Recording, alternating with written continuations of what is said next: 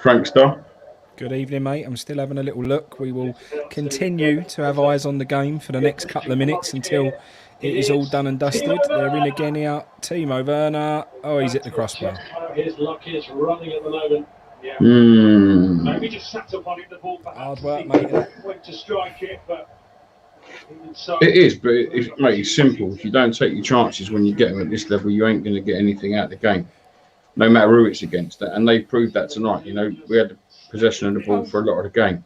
We started off with 16% to their 84%. I knew we grew into the game, but we wasn't, dominant. I treated that at half time. We didn't start the game the first 10 minutes. Then we got into it. Then we grew into it. And then I think we were when I say the better side, we obviously had more of the ball. Doesn't make you the better side if you've got the ball. It's what you do with it. And we've had 6 shots tonight, and not one have been on target. So for as much as good as we'd been, and people think we deserved the point, we only created 6 shots out of all that possession. And to not have a shot on target, mate, you don't deserve anything out of the game, I'm afraid. No, that's what I mean. And you don't take them chances. You don't win football matches. You don't get anything out of football matches. Yeah. They've scored 3 goals and they've had 7 attempts on target. They've had 11 and 7 of them have been on target. That's what the extra bit of quality brings you.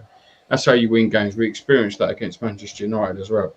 But for me, I ain't blaming Mark Noble, but when you set up with 4 defenders and then 5, like I said this morning, you have to be fast out because it's a counter-attacking game. And when you play, what has he just bought Fredericks on for Bowen now? 90th minute. When you again, no disrespect to Mark Noble, play Mark Noble in that role, you're not going to get out quick enough, and your counter's not going to be fast enough. That's the problem.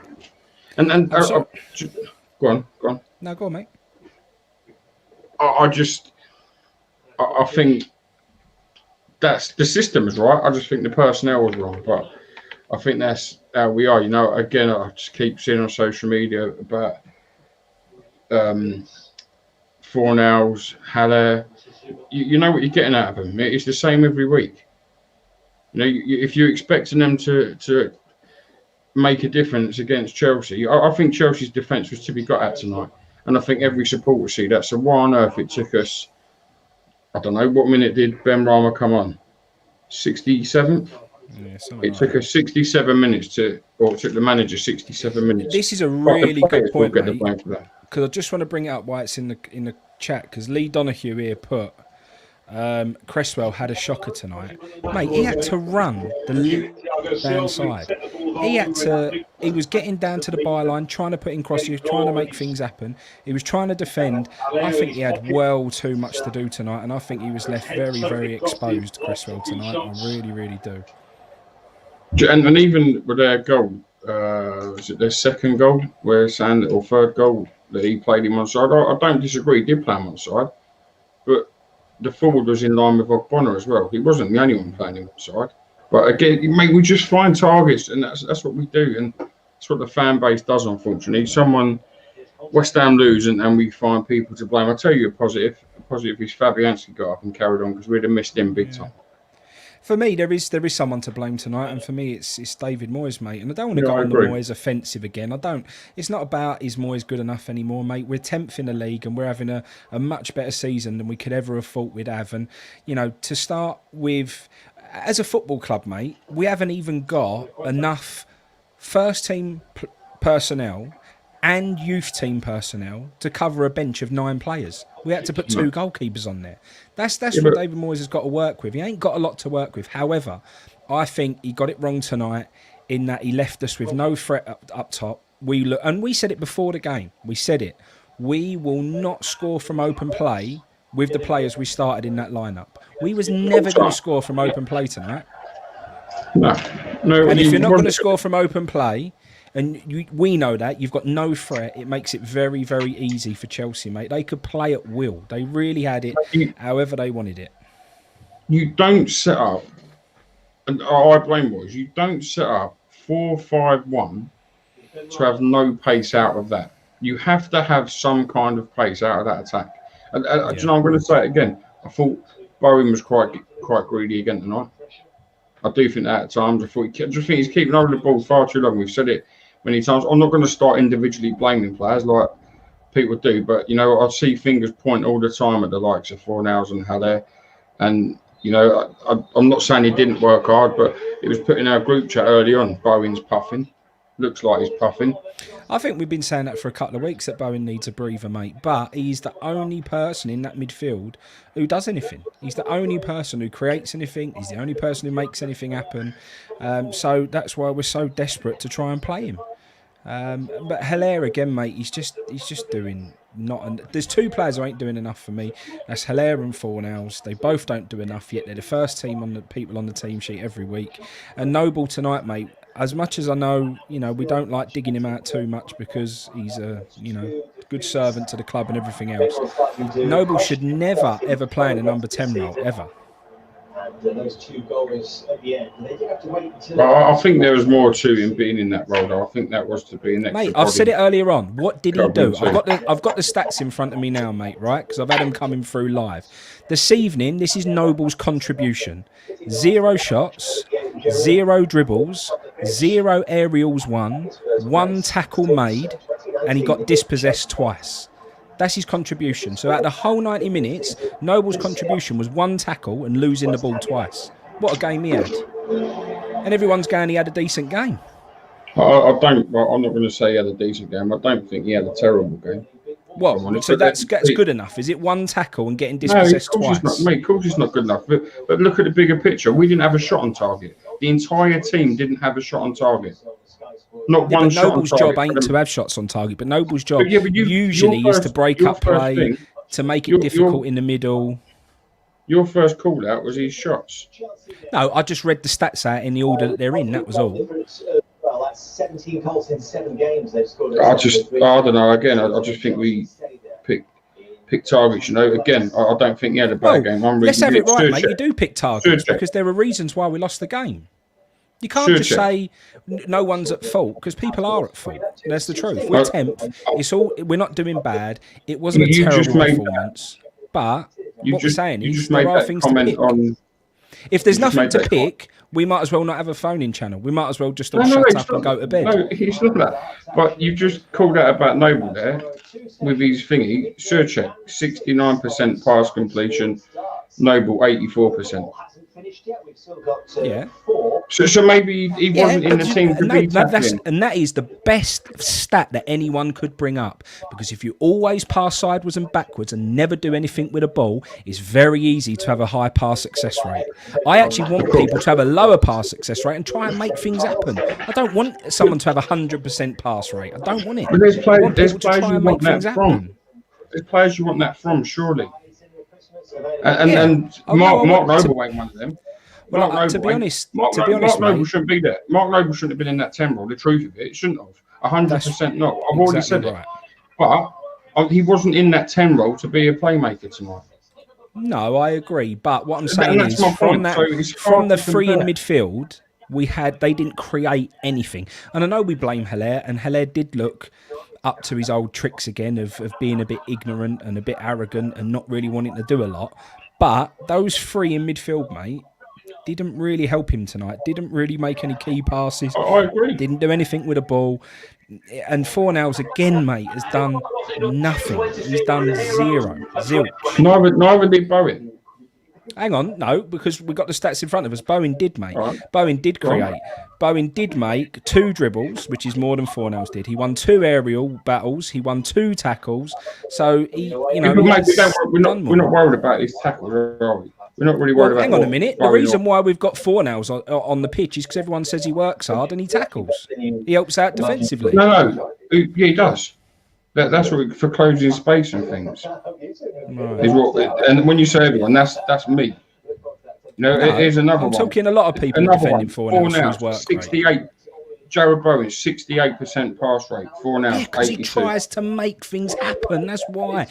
Fornals is another one. It's always backwards and sideways. It's always doing nothing to make anything, to create anything and make things happen.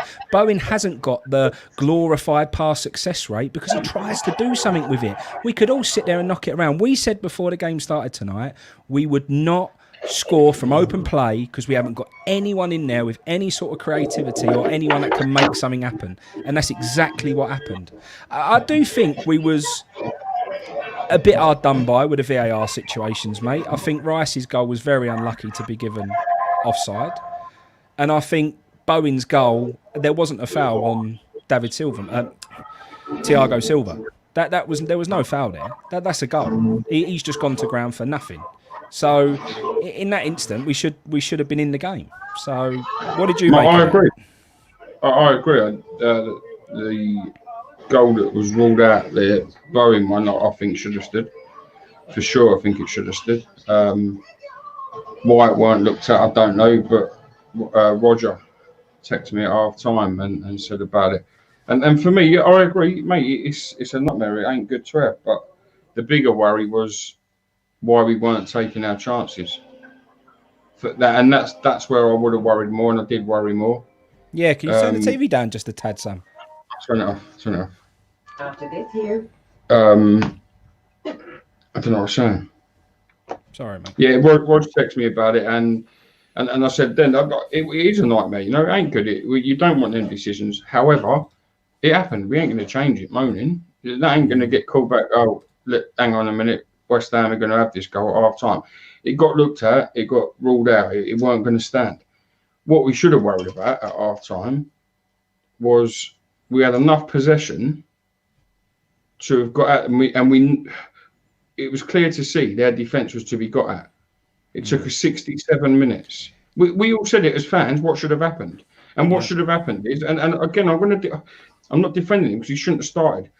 What should have happened? Mark Noble shouldn't have been in that position tonight. If you are playing 4-5-1 to be defensive, to have cover, and to hope to score on a counter attack, you do not have Mark Noble as your middleman, as your outlet. You don't do it. You can't do it. And that is a manager's fault. That's who's at fault tonight. But the point on when I keep saying, there's so many people that just point fingers at certain people. You know, Cresswell tonight's had a bad game. People are saying, no, I don't think he particularly had a bad game. I think he was unlucky. I think he was unlucky. He got caught out of position for their goal. I actually think he really tried to make things happen, Baz. I think how many times did he get to their byline and try putting crosses in? He put in a big effort tonight, but because he had it all to do, he got exposed.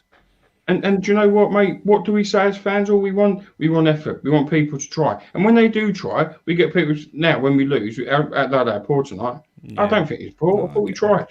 My opinion. I don't think we was bad all over the park, mate. I don't think we're coming on here screaming and shouting and thinking like, you know, it's the end of the world. I think in spells, I think we looked like the side we've looked at in the past few weeks. I think, you know, we looked relatively organised. We grew into the game. We played all right. But like you said, we had no shots on target against the side who, and this is the point, it's Chelsea. We knew it's going to be hard. They're a good team. We should be coming on here and saying, do you know what? We gave it a go. It didn't quite happen. The only reason why we're not, and there's a little bit of frustration creeping in there, mate, I think, is because I think they were there to be got at. I think when we did attack them at times, I think they looked nervous. I think they looked shaky. I don't think they fancied it. And down that right-hand side, mate, we was proper getting them at times. I do think if we had more of a threat going forward and we was a little bit braver to try and take it to them from the start, I think we could have got something out of tonight. And I think that's where the frustration is. Yeah, we could have got something because we had enough of the ball, but having the ball don't win your football matches. As much as having the ball we had at times, we managed 6 attempts on goal. This is something I want to pick up with you, mate, because you are one who picks up on this all the time, and I absolutely agree with you, and not everyone does. But you quite often say about how we ruin players' confidence and how we play them out of positions and we don't start them after they've had good games and stuff like that. I actually don't think Ben Rama's looked bad for us. I actually think he's probably looked the brightest player over the last 2 games and looked like the player to make something happen. So why is he on the bench tonight? Because he's not a manager's player. I think we've had this chat before, haven't we? He's not the one the manager wants. But so is he going to be another one that we just ruin and Andy's only on loan so we can send him back? But is that what we're going to do to him? I do hope not. And we said before tonight, he should have started tonight. That the team that started the second half, apart from Lanzini, against Palace, should have started tonight. And I said before, the change was easy for me tonight. It would have been Fredericks out on the right of midfield of the 5, and Bowen on the left. Fornals on the start tonight. Ben Rama through the middle. That gave us pace getting forward. Yeah. And people that would drive here. You know, you're saying Fornals goes backwards and sideways. Bowen will be direct. Bowen will be at you. Fredericks will have pace and he'll go at you. That for me is how it should have been. And Ben Rama through the middle would have given you that pace outlet, 100%. If it works and you nick the goal and it's 1-1, there's no harm in bringing on Noble to lock the game up. Just before they got their second, they had about 5 minutes. They were just pinning us back. Pressure. And that little bit of quality, what they've got, scores goals. And the problem we have more than anything is the skeleton squad we've got. You touched upon it. We have 2 goalkeepers on the bench tonight. 2. I don't care whether the under-23s have got thingies or not. We had 2. 25-man squad, and we got 3 goalkeepers in that, and they was all in the squad tonight. In the 20-man squad. No, 5 people are missing. And we had to put our chairman told us in the summer that we had 8 wingers. All right, we lost one, Grady D and Garner. And Anderson too. Brought in Ben Rama, so we still had 7. Meant to have 7 wingers at the football club, and we can't fill a bench without using 2 keepers. There's the problem, and that's I think that's a really good point, mate, from Rick there. If Moyes got Eze, he'd be in the first team, spot on. Ben Rama ain't a Moyes player; he's Sully's ego. I think that's a really, really good point. I agree, and I think the manager, rightly or wrongly, listen, it ain't for me. It ain't for the better of the team being stubborn like that. But I think he's trying to prove a point, you know. And maybe that's what he's trying to do for when it comes to the next transfer window. I don't know, because we're hearing that he signed Surchek and he signed Kufau. Ain't it strange that them 2 both start every single week? Yeah, it is, mate. We've got James knocking on the door to get in, mate. So we'll bring him in and let him have his say. He's always really good to talk to, and I enjoy talking to him. Gives a different perspective on things. So let's bring him in. Evening, James. What did it all go wrong, mate? What happened now? Well, early goal didn't help. I think it was quite disappointing to see that corner conceding from that. I think that was the first set play of the season we'd actually conceded from, which I didn't realise. Anyone at blame there? Anyone at fault? Because Bowen sort of marked him, but then so did Haller, and it was a bit... Well, Bowen was pointing. I think Bowen was pointing, asking who should have followed him in. I think they were looking at zonal marking at the corner itself, but players moved. If he's moved in zone, whose zone has he gone into? So something clearly didn't work there. There was a breakdown in the communication for me. I think that kind of put us on the back foot straight away. I mean, when you concede that early, it's not great. I thought then we grew into the game towards the back end of the first half, and I thought in the second half, I thought they were there for the taking. I honestly thought we were going to get back into the game. I thought we were going to get some goals. Again, it feels like, every time we speak, we're not clinical enough. We were creating chances, but it feels like if we had a proper poaching striker in there, or a guy that could create something, we'd get goals. We're missing. It just feels like we're missing that little piece of the jigsaw. And it was just frustrating. The last 2 goals, I mean, second went in, the third was coming, and we seemed just to give up. I think as soon as that second went in, I think that was it. We just went, that's it, we're done now. The defence's head looked gone. A lot of them were looking like as if to say, or they were done at that point, weren't they? Mate, the problem is, if that second goal had gone in 47 minutes, they would have gone the same way. And then it would have been a very long second half. And that's why, when you play the way we do, as important it is to not concede the first goal, the second goal is massive. Because if you go, we struggle to chase 1 goal against teams like that, the way we play. Because we don't have enough quality and enough pace. That way we play tonight, I'm saying. When it's mixed up, if we had got the second goal, I think we would have probably gone on to have won that match. Because I think he would have made changes then and made us a bit more direct as well and gambled. But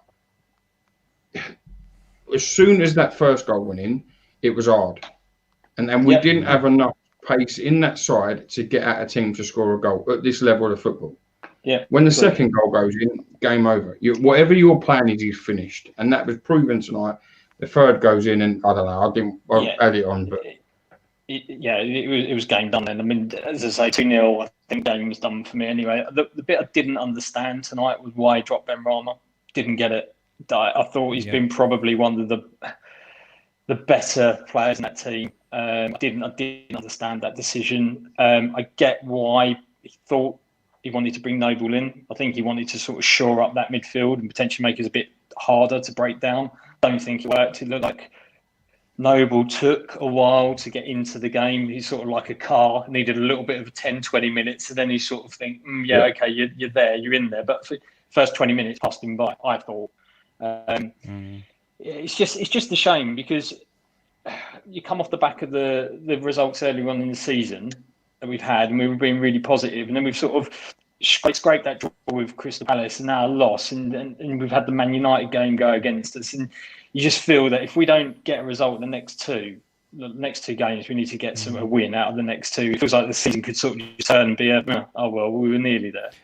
A lot of people have been saying that actually. While we was touching third at some points, everyone was saying the points are so close in that period that you've only got to have a few losses and you can soon drop down again. So I'm not saying we ain't had a good start because we have. Back onto the game, mate. The Bowen goal that obviously wasn't a goal, and the so-called foul on Thiago Silva. Is there a foul there? Do you think that should have been looked at? Because for me, there's not a touch on him. He's not touched him. He knew he was there. He's thrown himself down on the ground. The referee's given it.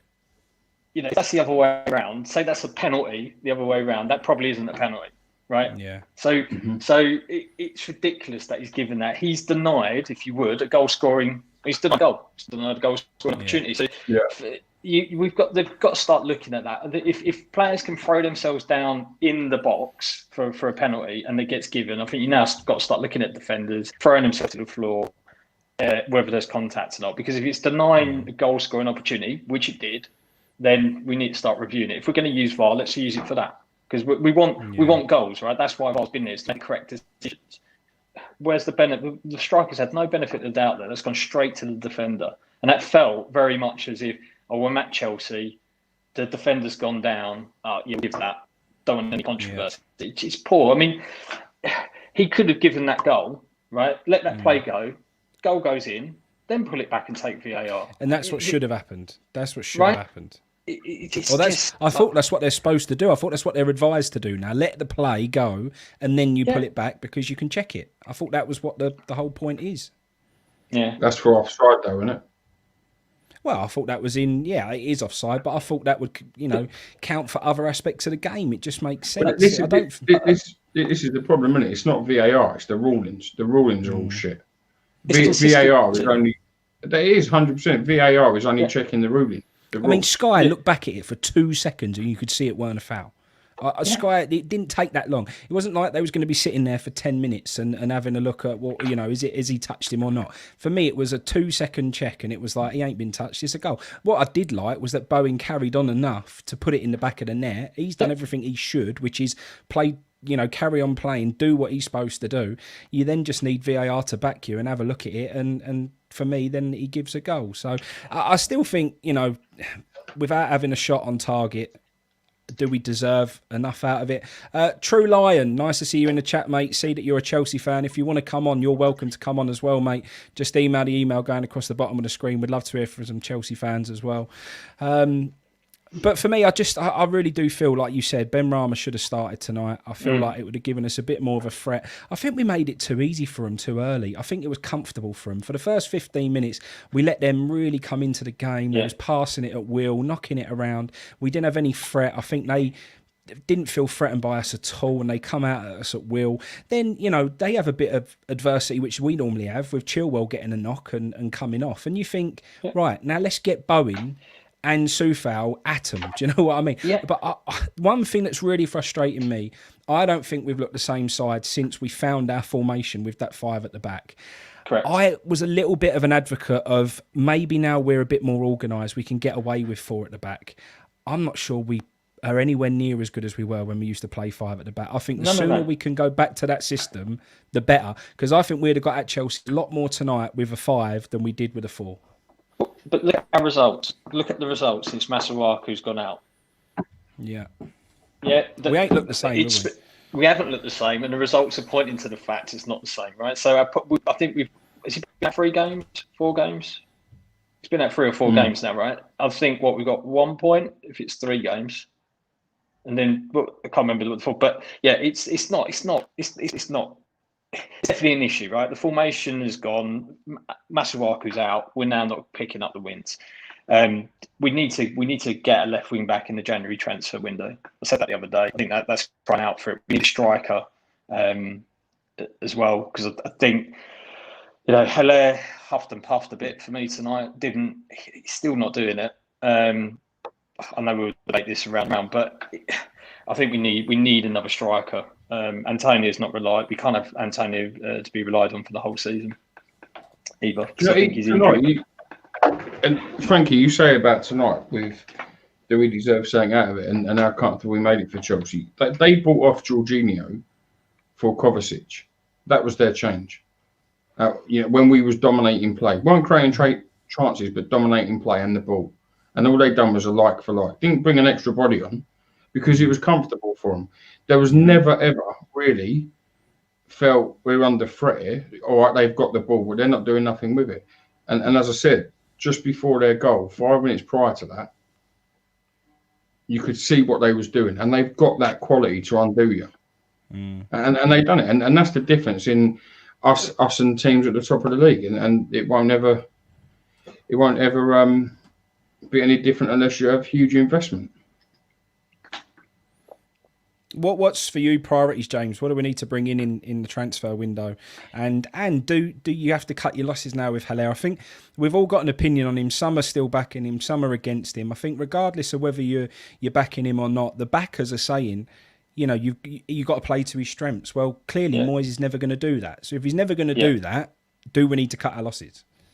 Well, so I think first answer, to answer your first question, I think left wing back is required, and as I said, I think we need a third striker. The Haller question, do you cut your losses? I think it comes down to the money that you're going to recoup on it. If you get rid of him in January, what do? Do you loan him out? I think that's a bad move, because I think you still need that third striker. If somebody comes along and offers us 30 million, I'd probably take it, given where we are with him. And the reason I'm saying we'd take it is, to your point, Frankie, is that we're obviously not playing to his strengths. The system doesn't work for him.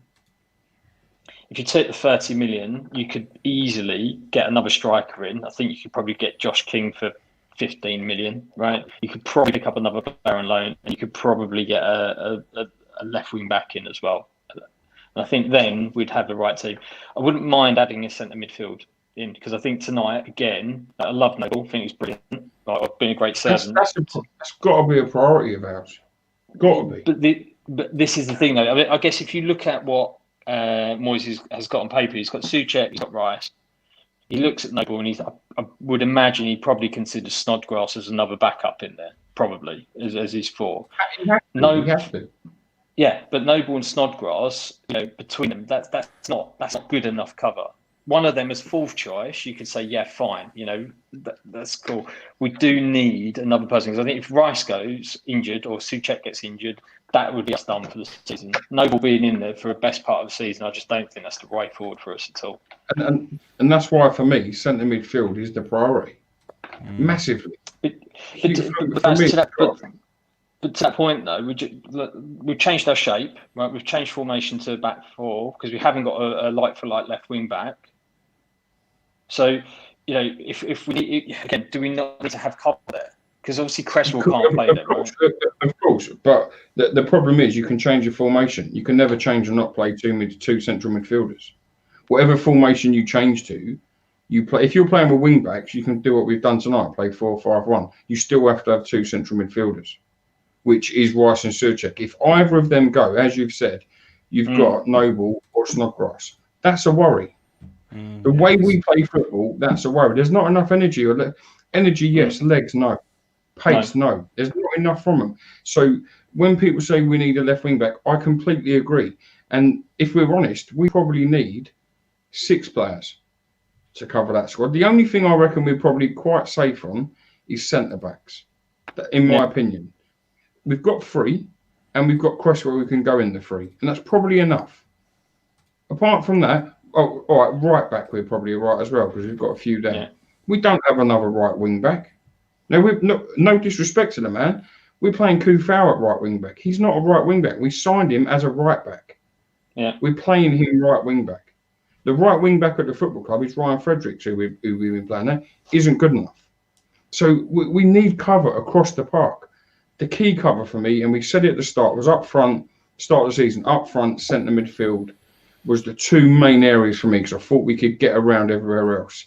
Just not good, but we could get around it by changing the shape. The problem we've got a manager who only really knows one style, and it is counter attack. What you just said. I know you can change it, but I don't think we've got a manager who knows how to change it. I think we have to play with that free centre halves and with the wing backs, because as soon as we move away from that, we don't look the same side. I think Moyes has stumbled across a system that works for him, works for us. Since we've not been able to play that way, I think we've not been the same side at all. You say he stumbled across it. I was thinking about this the other day. When he was first here, we were playing three at the back then, because Cresswell played at left centre back when he was first here by Moyes. Right. Who with? Right? Who with? Remember? Was it James must have Collins been- and Declan Rice. James Collins and Declan Rice. Yeah. But That was it then. that's on, And he That- and that sort of obviously- done that, though, to try and shore us up because we was leaking goals. However, all of a sudden, this time round, I think it was almost the same. We was leaking goals. He wanted to play that system. He brought that system in. However, we was better attacking in that system. We was creating 19, 20 chances a game. We hadn't done that in ages. Because I think since we brought in Bowen and since we've got some natural sort of width in the side, I think it was really... And let's be quite honest, Antonio, as a lone striker, with how he plays, he's such a handful. I think that's why that system worked attacking in an attacking sense, not just from a defensive point of view. As soon as you lose Antonio in that system, I don't think you get the same out of it. And there ain't many players like Antonio out there. So we're saying Josh King and we're saying all this. You play them in that wing back system. I don't think Josh King's the answer. I think it's very hard to find. Callum Wilson probably was, but I think it's very hard to find a striker who could play in that system and do what Antonio does. I think it's almost impossible. So if Antonio's imperative to us playing that way and getting results, then we've got a problem. Because as soon as Antonio's got a knock, we're done for. And the same thing with what you've just said, and you mentioned about the three when he was here last time. We played the one forward last time as well, Arnautovic. And behind him, there was no one. Absolutely right. And I was just going to say about him, and what did he do, right? Moyes had him working his socks off, up the top, stretching that back for, challenging it, pressing, right? And he used to run himself into the ground. But remember when Marco first came to the club, Bilic had him, and we all thought he was a lazy, whatever you want to call him, right? He was on the bench, and he was on the bench and not doing much. And Moyes got hold of him and said, right, you're going up front, you're my man, I want you to run your socks off. And he's got Antonio, and obviously Antonio doesn't need the same sort of motivation, but he's been working as hard. That striker that you have to have in there has to do it. Haller doesn't do that. And we said this before, he doesn't do it, right? He tries. I mean, he was sort of trundling himself about it today. I think I saw him put a boot in, and the ball sprung out, and I thought, yeah, there you are. That's actually what he wants you to do. But he probably doesn't have the engine, if I'm being honest, to do it, right? He probably doesn't have the engine, right? You have to work really, really hard. And it is actually, a winger / I hate to say it, wing backy kind of role, because you're doing that work across the sort of back line all the time, challenging, pressing, running in the hole. You're right, Baz. I think Callum Wilson would have nailed it for us, but again, missed an opportunity. Yeah, big time. Yeah, and we will always miss them opportunities because unfortunately we won't pay the dough. This lad, I don't know his name, like Simmer, whatever his name is, the guy out in Sparta Prague, who everyone's talking about, scored all the goals, blah, blah, blah. Yeah. Mate, I don't know, because I don't know what system they play. If he's out there playing with two up front scoring and goals, brilliant. That doesn't mean he's going to come and do it in the way we play. Now, if he gets put in that side as a sole striker and expected to do everything on his own, and it ain't his game, he ain't going to look no good for us. The player that we need, and what Antonio is the same as what Chelsea had with Didier Drogba. You need another player like that. Drogba was much better than Antonio. I'm not comparing him as the same level player, by the way. Drogba was much better. But that's what that player gave you. If Chelsea didn't have Drogba, they didn't play Good Johnson the same way as Drogba. But, mate, I need you to do all of this work rate, win this in the air, run onto this, chase this down. That weren't the game you was getting. Tottenham never expected that out of Berbatov because that is not his game. Robbie Keane done it. Robbie Keane chased everything forever. Berbatov didn't. You played to that man's strengths, and that's what we don't do with Sebastian Haller. People keep asking me what's his strengths. The worst thing is I don't honestly know too much because I don't see it. We've never tried it at West Ham. But what I say he offers to that team is things like last week, that instinct, that finish, the overhead kick at Leeds. He will get into situations and have chances like that. 100%, I think he smashed the confidence. He does look that way. But Baz, on that point, I think if you look at the way he's played, and I really don't want to use this as the example, but it's probably the best I can, is the way Harry Kane is playing this year, where he drops in deep, links the play up, and plays in Son. I think that is probably the way Haller should play, and probably that way. You're right. Haller wants to play as a false nine. He don't want to play as the furthest forward foot. He wants to drop in deep. He wants to ball at his feet. He wants to be involved in the game. That's what he likes. Yeah. That's what he wants. But you've got to get players in front of him, and we don't. Mate, I've said it every single time when you play him.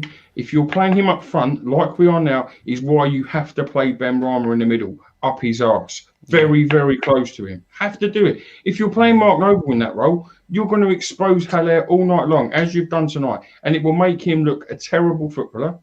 And it will make people put the comments they do is shit, he offers you nothing, X, Y, Z. But 2 minutes before you're telling me that about Haller, you're tweeting Noble so slows the game down. I don't know what way you want it. The problem you've had is there's no balance to that side. And that falls down to the manager and the team selection. And that is what was totally wrong tonight from start to finish, in my opinion. Yeah. Ken, let us know what they say about Bowen's goal. Apparently Sky's just looking at it. Let us know what they say, mate. I imagine they'll side with against us like they always do, but it'd be interesting to know what they say. But so what else happens, James? What do? We got Brighton next. We don't like playing Brighton. I can't remember the last time. Come on. Well, actually, I do. I remember being in the Championship and we beat them 5-1, wasn't it, when Vazte scored the overhead kick? That was the last time I think we had a good game against them. Other than that, we don't normally do too well. So Glenn Murray's not there anymore, right? I think he's moved on to Watford. So that's that guy out the window. I mean, Brighton are not having a great run. I don't at the moment. They're struggling at the bottom. We've got to get the 3 points. We have to get the 3 points out of that. Can we stop this chat? Get that comment up. How on earth is this person got the audacity to say that?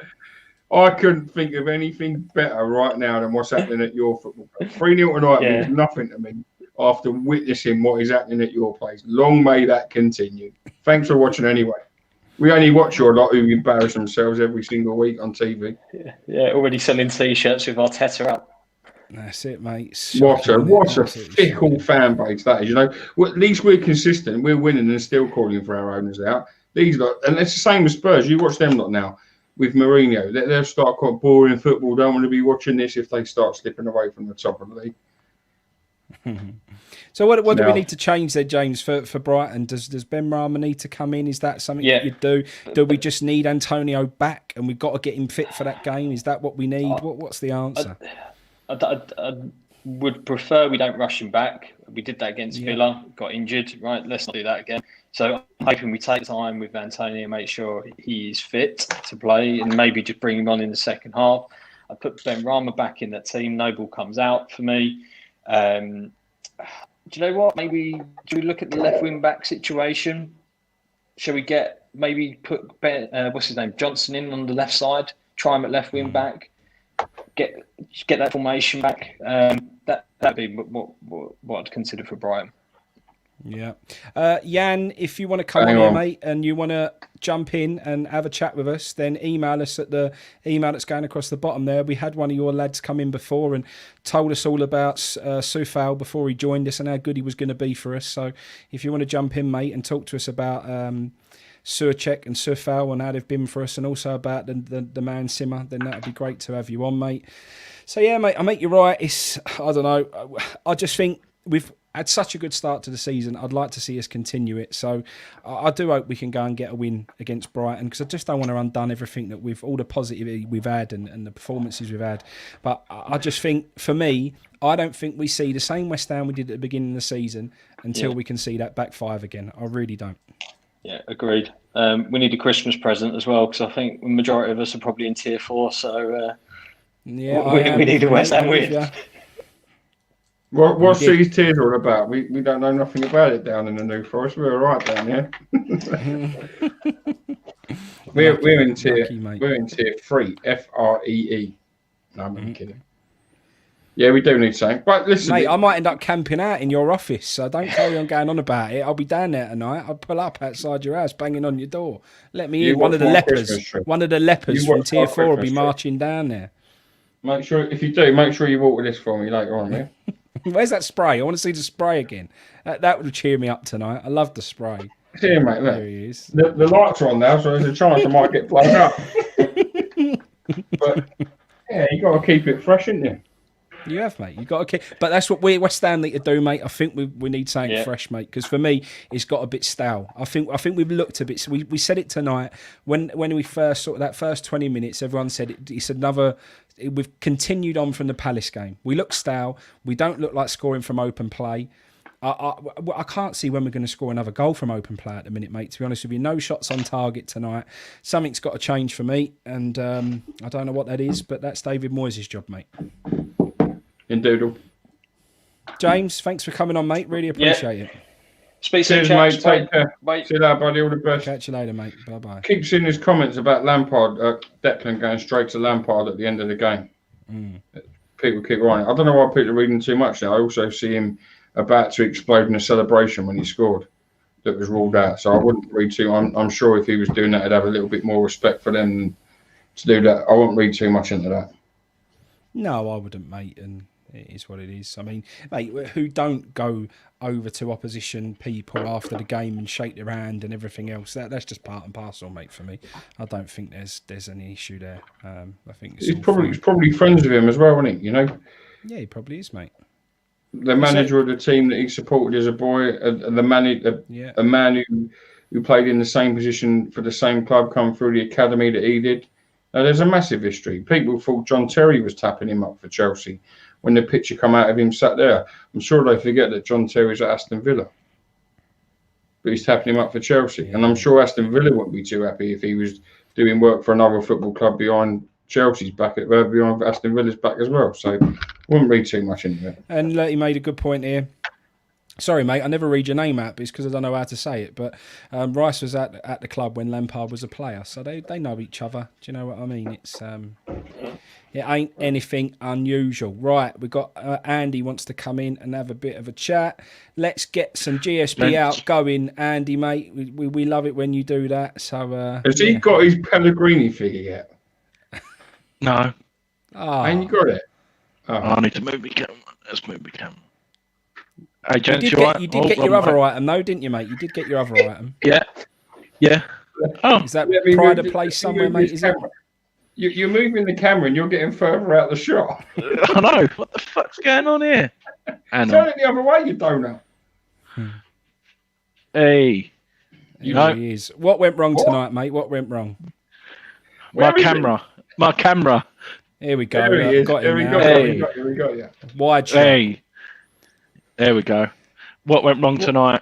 The system, mate. Frankie, I think sorry, Andy, just before you start, Frankie, block that last one, mate. All right, yeah. It's been a couple of times. No Go on, mate. Thank you. I think it was a system, mate. But like you said, we've just not got the clinical striker. But in my opinion, I think we should have. I understand David Moyes is thinking of putting Noble in there, matching the three what they had, but then we just didn't match them out wide. And no disrespect to Thorne, like you said, it seems like he's becoming the scapegoat. But I heard you talking this morning. Maybe Bowen should have went out on the left, and Ryan Frederick should have went out on the right. Try and just give us some more options and the balls into the box. But it's just one of them things. But I think it just proves how far we've come. that the fact that we're disappointed. I know we beat Chelsea twice last year, but that we're getting disappointed the way we're playing. But I think that's respect to Moyes as well for what we've done. I don't think it's the result as much that's disappointing. I think the disappointment is you was in the game. As much as we was in the game without creating chances, we was in the game. Saints clicked him and made him laugh. I don't know what it is at the minute. I need to put it find up out. on the screen. That's one that ain't going up on the screen. Is it Mr. Mace? Yeah. No, get it on the screen. We've got nothing to lose, have we? I can't Get put Mr. that on. Mace. Get Mr. Mace on the screen. And sorry, can you see can these people see the chat or not? I ain't got a clue. The people in the thing, I think you might be able to. Yeah, Andy, I think can you you can. see I think the you can chat? click on it. Let's have a I look. don't know if you lot can. I don't know how it works. Mate, I'm used to it. I'm in full screen. No, I don't think I. Oh yeah, I can see the comments actually now. Okay, yeah. So, I don't know what I'm saying now. Mr. Mace is distracted me. Yeah, I think the disappointing thing is more than anything, it's the manner of the defeat now because we was in the game. We was in sorry, the game. I've just saw. Sorry, I'm late. I've just saw the comments. Sorry. This has got a Frankie that he's gone. He's actually on the I just think it was the fact we was in the game without being in it, if that makes sense. And although we was in the game, we was always behind. Obviously, got beaten 3-0 in the end. But yeah. it just falls back to if you're going to be so defensive, like you've said, Frankie, we struggled to score from open play. You've got to help yourself where you can. And for me, we would have helped ourselves tonight having pace getting out. And it ended up on a counter. And for me, the argument, it's not the right word, the decision should have been Ryan Fredericks on the right of the 5 midfielders in front of Kufau. That was the easy change for me tonight and put Bowen on the left. Mate, I'd love to see Robert Snodgrass in the West Ham team. I'd love to because I think he offers so much passion and desire for the entire time he's wearing your shirt. But he wouldn't have the pace to get out when you're playing such a defensive game. Same as Fornals didn't. That's why I said at the start today, Fornals wouldn't start for me tonight. Fredericks on the right, Benrahma in the middle. Who am I thinking of on the left? Forgot his name. Bowen on the left and Haller up top. You had pace to have got out when you was on your counter attack. We had no pace getting out tonight. No, I think because it was Azpilicueta's first game and he's not the quickest either. You'd think we would have had a bit of joy. And then with Fredericks against was it Emerson who come on for Chilwell? I think if Fredericks would have ripped into shreds, and maybe, I know he's not got the greatest ball ever, but at least we would have had a chance. I think that VAR decision, I know we keep talking about, you can't really say it, but I can't understand how that was disallowed, the Bowen incident, in my opinion. I don't know whether it's just because we're West Ham Apparently, fans. they've but just had a look at it, mate. I'll bring it up on the screen because Kent's put. So this was what Sky TV said. So they sat on the fence, really. They couldn't tell. Carragher said he thinks there was a slight touch on Silva, and as a defender, will always possibly get the benefit of the doubt in that situation. But that was roughly said. So, that's what you're working with, mate. When you got the people at the top of the game in football, Sky TV pundits, everything else, siding with a defender who's barely had a touch on him, if a touch at all, it don't help. But at the end of the day, that should be called out, mate, and they should be sitting there going, there is nowhere near enough to go down now. That's not what we should have in this game, and it should be rubbed out. Callum Wilson's the other night, mate, was disgusting. Absolutely filth. We spoke about him as a player we really needed for our club. What he done the other night, getting into that penalty box and throwing himself to the floor, is disgusting. But I've always said that's the last thing we need to do. That's the last thing we need to resort to, and I don't want to see it at West Ham. However, mate, it's getting to a point where I think we've got to start trying it ourselves because it's going against us every single week and other people are getting points from it, and it's almost becoming part of the game. And whether it's a part of the game we like or we don't like, maybe we've got to be a bit clever about it.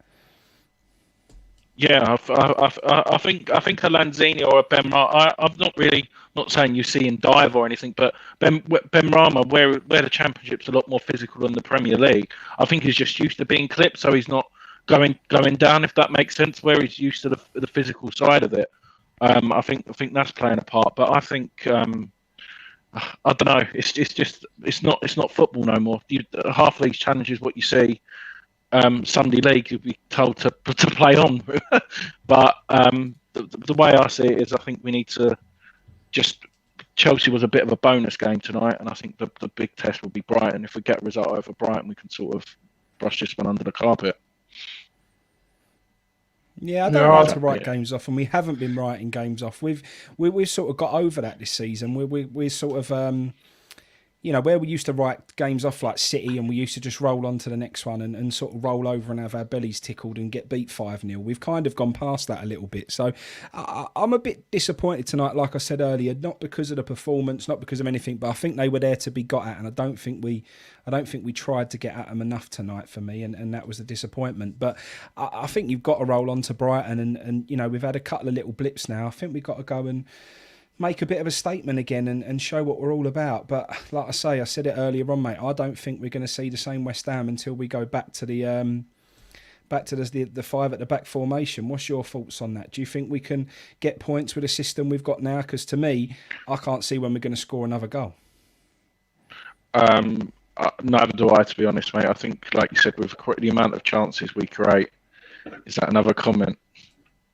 Someone's just asked if you're speaking for a microwave.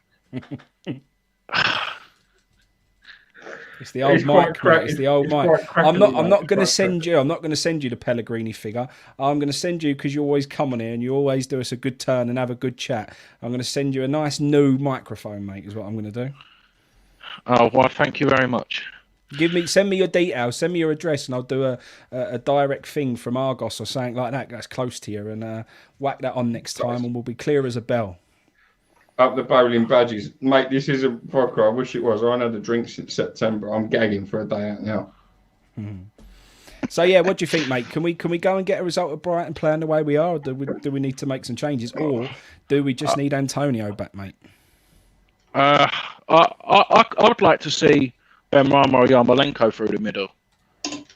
I think that could be a surprise for what they do, and you know what Yarmolenko's like. As soon as he cuts in, he'll get a chance and shoot. So I think I'd like to see that if Antonio's not fit.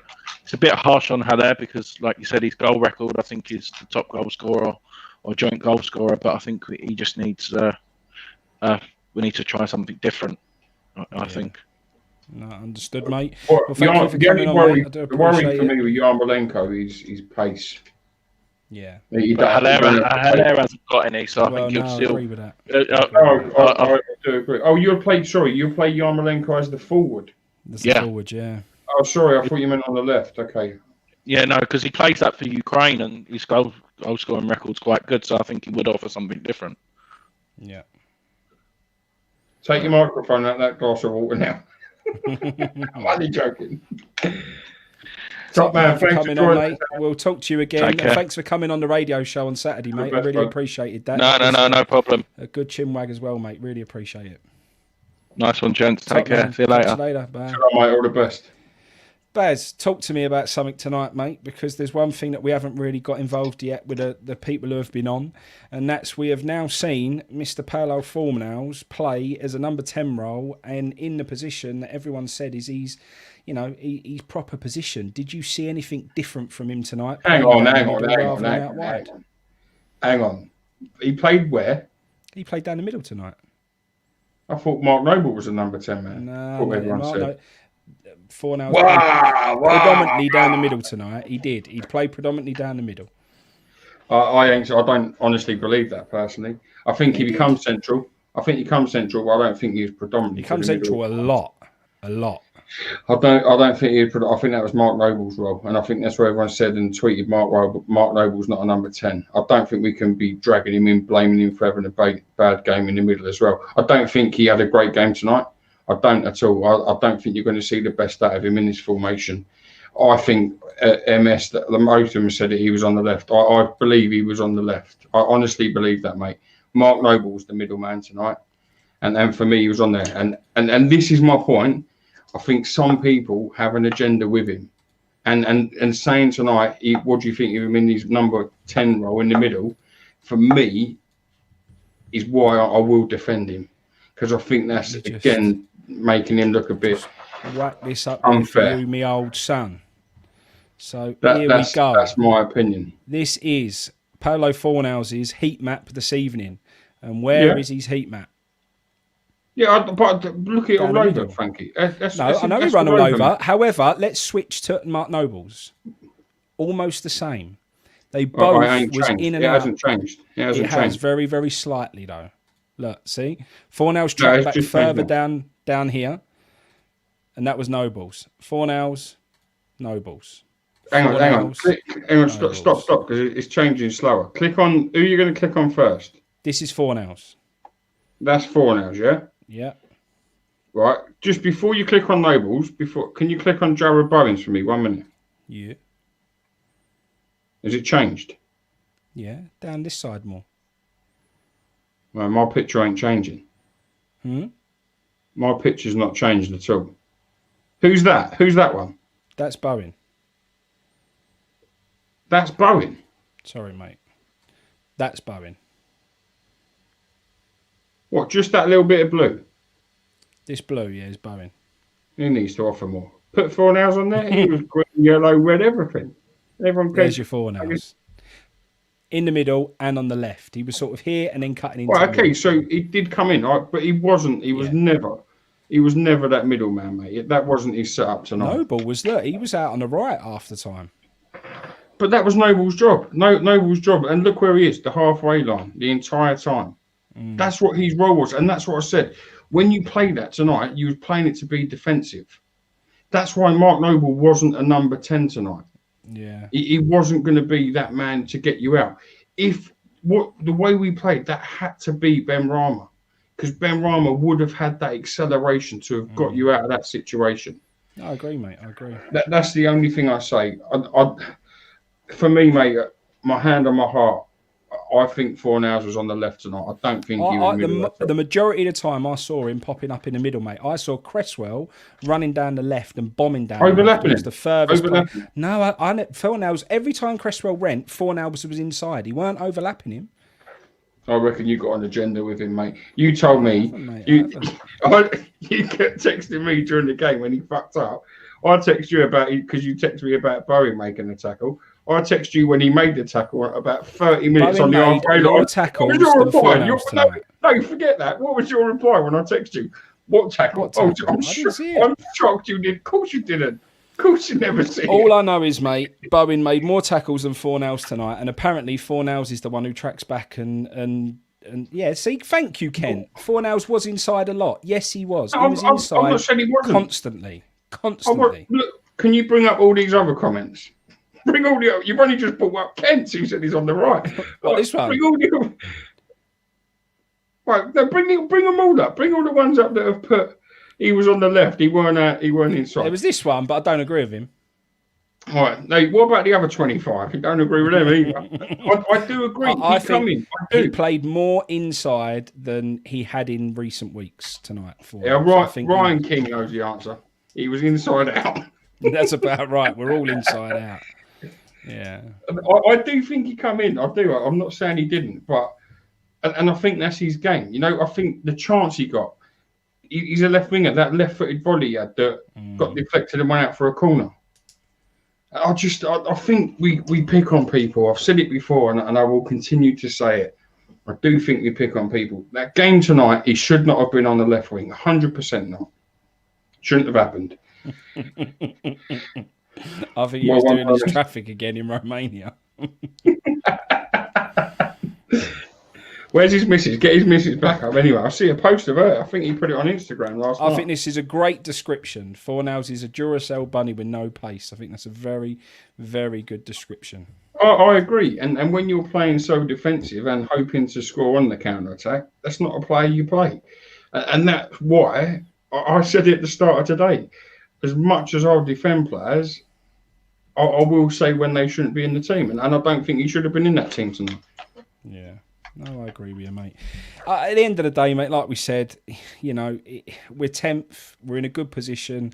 It's not the end of the world. There were positives tonight. Do you know what? Tonight, it weren't one of them games where you come away from it and you thought, we've been proper ironed out here, or you think, oh, it's doom and gloom, or we've gone back to the drawing board. I never felt like that tonight. I think we had moments tonight, but I do just feel we lack something going forward.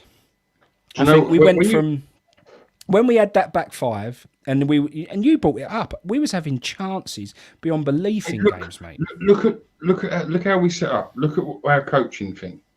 David Moyes, Stuart Pearce, and Kevin Nolan. Yeah, we needed a attacking coach there. Yeah, I think they need help. I do think that. Right. Defensively, I think they've got it okay. I do. Yeah. You know, as I say, the problem is like tonight, when you go 1-0 down early, your game plan's shot to pieces. You're battling to get back into the game.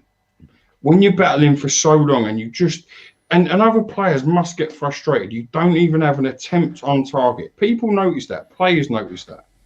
When that second goal goes in, everything's finished. Everything you've been working at all week on that training pitch has gone. Yeah. And there's no one on that sideline who can say, let's do it differently. What did Kevin Nolan always want to do? Feed off of a big forward. Hit the tap-ins. Have a little header from a corner. And that, for me, we're missing that. If you're going to sit here now, mate, and you're going to say, if you're in an ideal scenario now, how much needs to be spent in the window to get this squad a bit more balanced and a little bit of depth? And what are the main positions that you think, like, you have to bring them in? Like we said earlier on, left back, central midfielder, another striker. Are they the three, or what do you go with? And how much do we need? If we're going to go from a GSB out to actually we're accepting that you've done a good job in the next transfer window, how much money should they be putting up? £150 million. That's a lot of money, Sam. We need 5 £30 million players, because let's be real, we've had a few of them, and none of them are worked out so far. But I'm just about to say, a £30 million isn't a great player. But you won't get. You could get a £20 million forward, a good £20 million forward, but not for the way David Moyes plays. We need a central midfielder. 100%. We need a real good central midfielder. We need a real good. And this is the other point. This a centre midfielder and centre forward. This is the other point. It's not money. Surfal shows that. It's getting the right player to play Moyes' system. If Moyes was given the players that we spoke about in the window, in Eze, in Matty Cash, in Rondon, was it Roden? No, Roden. If we had them, would we be seeing us make a real push for really having a big season this season now? Because I think we'd be looking all right. Possibly. I think James has just put a good thing here. David Brooks at Bournemouth, top player. But the problem is, people like Kufal, again, he's been a great signing. But let's not forget, we signed him as a right back. We're playing him out of position already as a right wing back. How many times can you get away with it? So when you say to me, what can they go from GSB out to actually you're right, and I'm saying 150 million not pounds. You're all right, not you're all right, as in everything's forgiven. But I mean, for us, for them to have had a good next window, what is our expectations? What are we all sitting in now thinking that's the minimum we expect? Mate, the problem is, it's like you said, it's what the manager wants. You know, when David Moyes went to Man United, he took Fellaini with him. It's what he wants. They don't have to be the best players in the world, but they have to suit his style. What would be the point in going out and buying someone like, Danny Ings, for example? What would be the point in West Ham signing Danny Ings, who's a proven goal scorer? I think he's a great player, but we'd ruin him because the way we play wouldn't benefit him. It wouldn't help him the way that he plays football. So you wouldn't get the best out of him. The sort of player we want, and you watch them. I watched them before our game tonight. Chris Wood and Ashley Barnes just work their socks off for each other. They're the sort of players that David Moyes would want. Someone who is going to work and walk off that pitch pouring with sweat because they put a shift in. Antonio has said it. Antonio is not a forward. The manager's told me to stay in line with the ball at all times. Yeah. No, agreed. That's all we've got done. a new guest coming on here, mate. We've got a new guest. It's Ginger Carroll. Hello, mate. Good to see you. Get the out off. The hair's gone. He shaved Right, his that- hair off for charity for Isla. He had a Oh, top massive man. long. He had a big long ginger ponytail.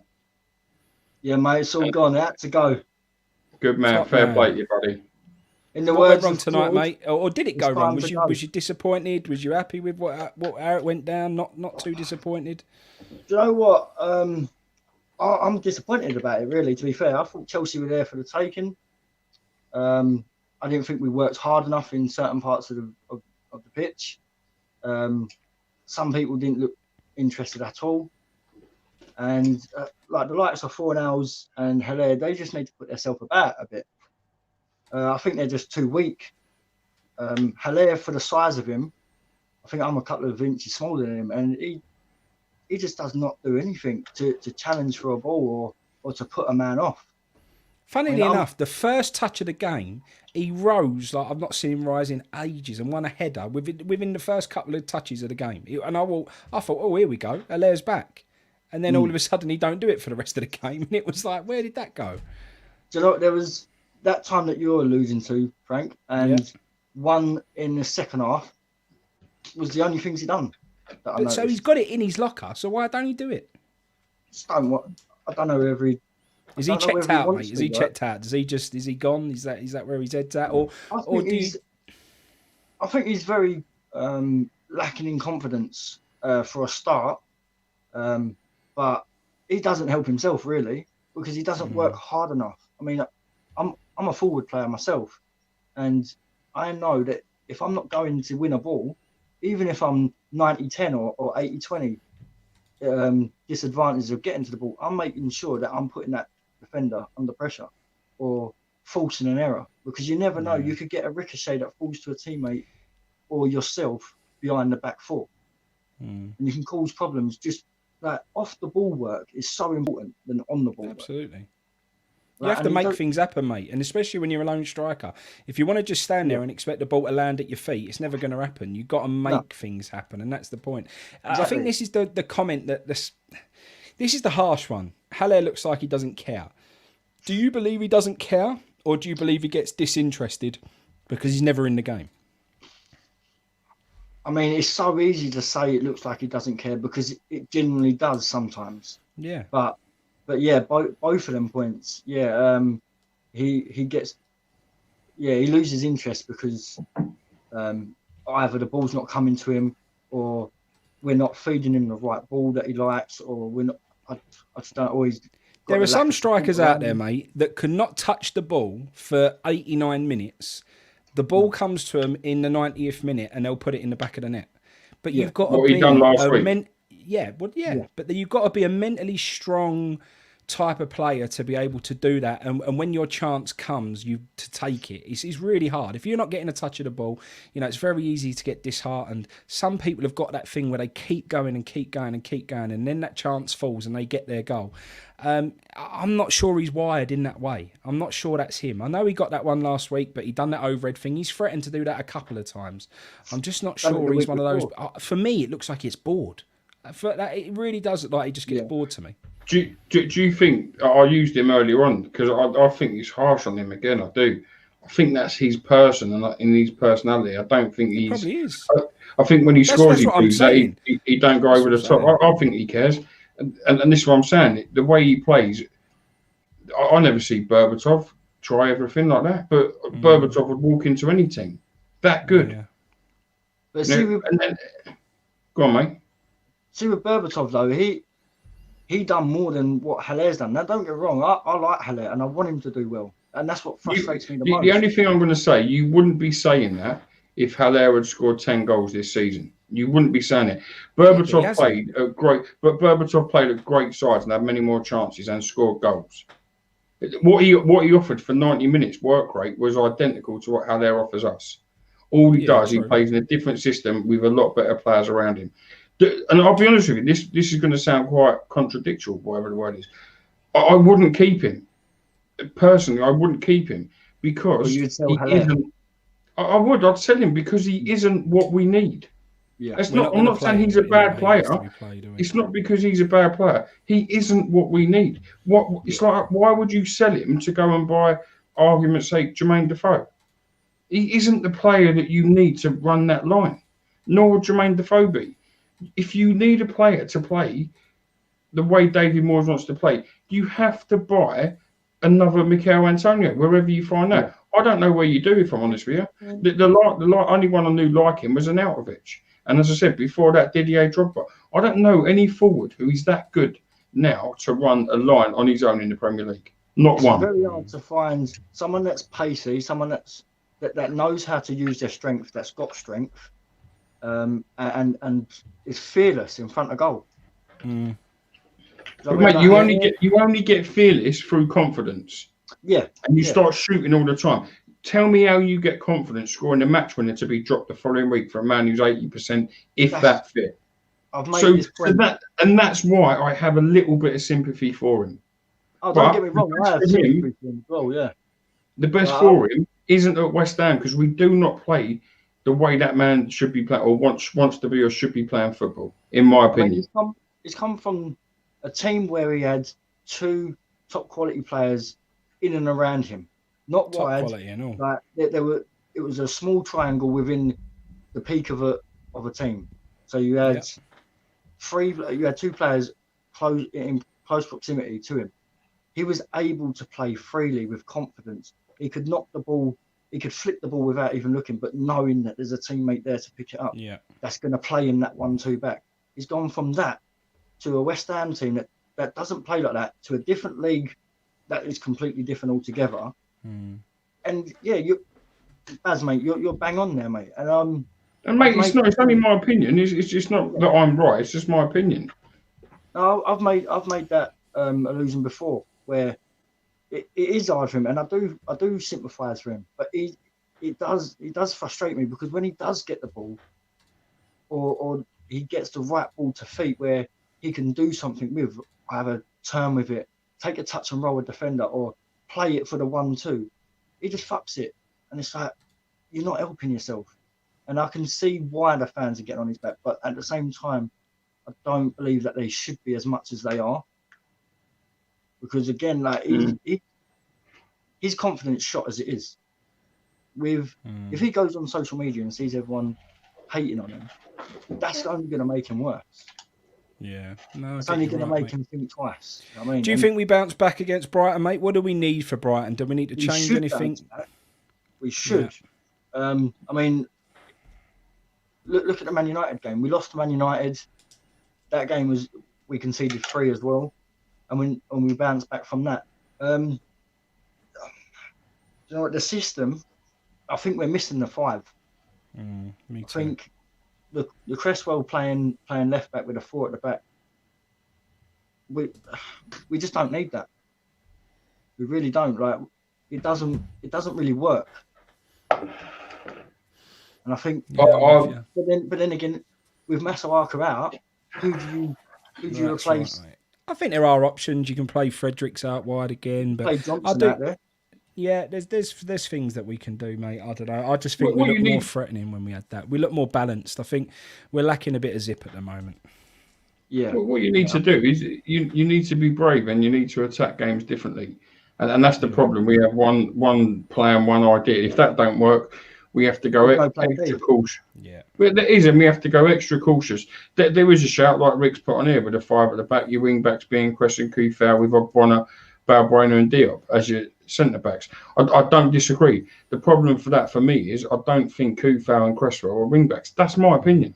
Yeah. I'm not saying they're bad players. I don't believe they're wing backs. I think when Kufau plays at right wing back, he does a good job. But I still think there's a weakness, and that is there's holes behind him. And them holes get opened up, as Manchester United done to us. They see it. Solskjaer see exactly what was wrong in the game. Ball 1 metre on, took off the centre forward, ball on 1 metre, and it just stretched us. And balls come in through the middle of the park, in behind him, and they scored 2 goals. Yeah, so for me, it's nothing against him. I'm not saying he's a bad player. He is not a wing back. Right back, I think he's superb. Oh, he's quality. I do think he's, and I think he had another good game tonight as right back. Yeah, Yeah, I 100% agree with that. Yeah. Top man, mate. Anyway, we better move on. We've got loads more people trying to get in, mate. So sorry to cut you short, but I want to go to bed tonight. So really appreciate it, mate. Really appreciate it. Thanks for coming on. Okay, mate. Well done for you, Aaron. Yeah, thanks for doing the Isla thing as well, mate. Top man. That's right. No worries. Thank you very much. Have a good Christmas, yeah? How much did you raise doing your hair? How much you raise? On my Just Giving, I raised just over 500, and then on the night, someone done a whip round and raised another 130. Good man. Just under 650. Well done, buddy. Fair play to you. Lovely. See you soon, mate. All the best. Our man Thunderrod, always standing by us, mate. Absolute legend. Always does our job for us. 135 plus watching with it. Over 220 at times tonight and only 33 likes. These lads have spent over an hour giving you a sounding board. Shame. Come on, West Ham. Show the love. Right, we have got... It's because I took bollocks and I defend Haller. That probably is, but I've got a feeling we're going to bring someone in now who's probably not going to defend Haller too much. So let's get him in and see where it all went wrong. What's happening, Jazz? Yeah, not too bad. Not too bad. Yeah, not too bad. We're going to be here till 2 o'clock in the morning. With I just wanted to lighten up the mood. And with Ginge, like Colin, just been on TV with you guys, I could have raised more money. I could have got someone in my family stick a turban on him with all that long hair. You would have got more money that way. Dad, can you come on live with us every week? Oh, you would have loved it, mate. Remember Ginge walking around? Oh, God. We want the Jazz show every single week. That's all we want. The thing is, my family are Sikhs, so my granddad was the only one who had a turban. My dad didn't have one. I don't have to have one. But I used to run around, little kid at home, messing about, putting it on my head. Ginger would have done it with Isla. Raise that extra, cut the granite we needed, really. That's it, mate. That's it. Why did your dad, just before we go into football, why did your dad not wear one? You don't have to be. No, you don't have to be. If you want to be baptized, it's a very confusing religion. People don't understand. It's like me downing rum and cokes, doing whatever I want to do. It's a pretty chilled out. It's a pretty chilled out modern religion. If you want to go down that way and be baptized, which means... The confusing thing is baptized means turban, beard, and vegetarian, no drinking, no fagging, none of that. The middle bit more confusing is you get people with a turban, with a beard, but they drink and do whatever they want. And then you got me, I do whatever I want anyway. The West Ham baptism is coming out of somewhere like Selhurst Park, losing 5-0 at about 10 o'clock at night, and you've still got about 5 hours to get home, and you've got to get all the way back there, and you land at home at about 4 o'clock in the morning. That's being baptised as a West Ham fan. Do you remember me saying at half time, I have to go into my personal bar, I might be a big queue there, I might not get back for half time. And... Where did it all go wrong tonight, mate? Did it go wrong from that starting lineup that come out and everyone sort of already started to have a meltdown, or was it more to it than that? So if I start off with we're tenth from coming into Christmas, so that's beyond anyone's expectations when the season started. Absolutely. So I'd like to start off with that. Mr. Mace, this is for you. Tintin, that's Tintin. Yeah. Bloody hell. So you want to be able to see the comments of Mr. Mace's book. We just need Tintin and Snowy for the full Monty. We'll start stripping, shall we, chaps? We'll raise some money for Isla while we're at it. Jazz, before you get into tonight again, people have been asking you for your Twitter handle. Can you just tell everyone so they know what it is so they can follow you? Yeah, I put it up on my name. I don't know if it came across, but we can't see it. It's at JSU. There must be a way to show it. That's, I don't know. Let me know. I can. Yeah, there will be a way to show it. Let me have a look what we got here. Yeah, I'll put that name as my name entry. There we go. Studio. There we go. Yeah. Wallet. Brilliant. Yeah, so go on, mate. Carry on. Where was I? No, we're 10th. Coming to Christmas. We're having a good one. Probably in the drinks cabinet. Nah, I'm joking. So I'd like to start off with that. So that's a good perspective, really. And then after that, when I looked at the starting lineup, very surprised to see Noble in there. And the reasoning behind that, old habits die hard. So David Moyes, he's done a lot of good things this season, and I backed him more than anyone. But this, again, is one of these things in his blood, which is a bit cautious.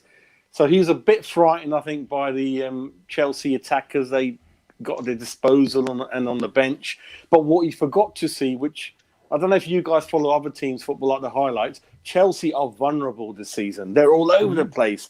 We have a go at Haller. Look at Werner. He's worse than Haller in terms of finishing and not even taking into account how much he cost and people like that.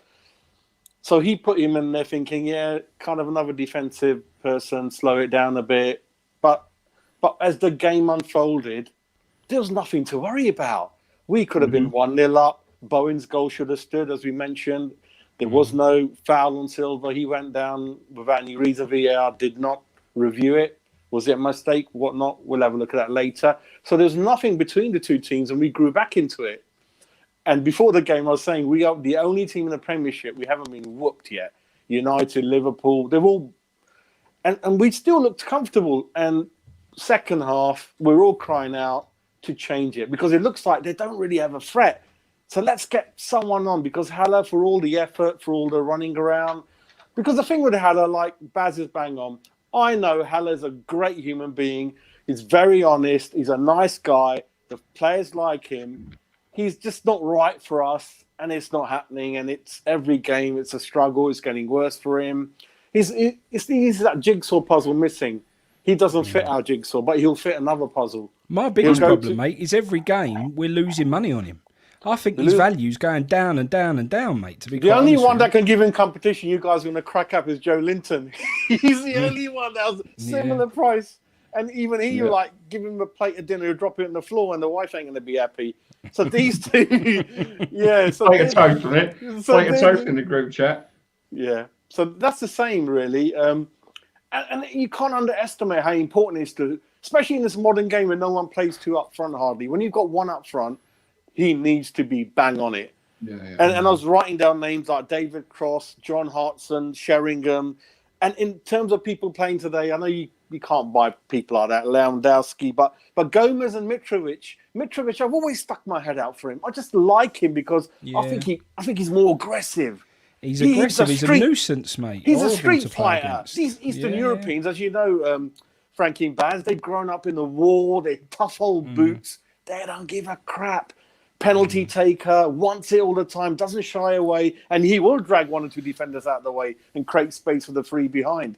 So an ideal situation for me would be Antonio, go back to the three, Antonio, Bowen, Benrahma, and then you put someone better than Haller up there, and then we'll have... And Nelson, This is a big point, and we've touched upon this tonight. Benrahma, and Baz said this, if Benrahma was a Moyes signing, he would have started ahead of Noble and Fornals. Do you agree with that? Yeah, I agree. I do agree. I don't think Benrahma was a Moyes signing. I think Eze was the one he wanted, and Eze looks class. He's not going to lose the ball. He collides with it, and we all remember. So does Matty Cash. Matty Cash. He's very aggressive. He's like let's not forget. Didn't we hear when we didn't sign them? David Moyes don't really rate them now. I don't know why he wouldn't rate them, because I think they both turned out to be real good players. Isn't it a shock though that they don't rate them? I think we all know he wanted them. Someone just plants that seed out there, don't they? 100%. They've done it 100%. to try and take the shine off of it. And let's be. Someone said it in the chat earlier on. Moyes ain't made a signing yet. Apparently, Soufal and other players are already lined up. Surchek.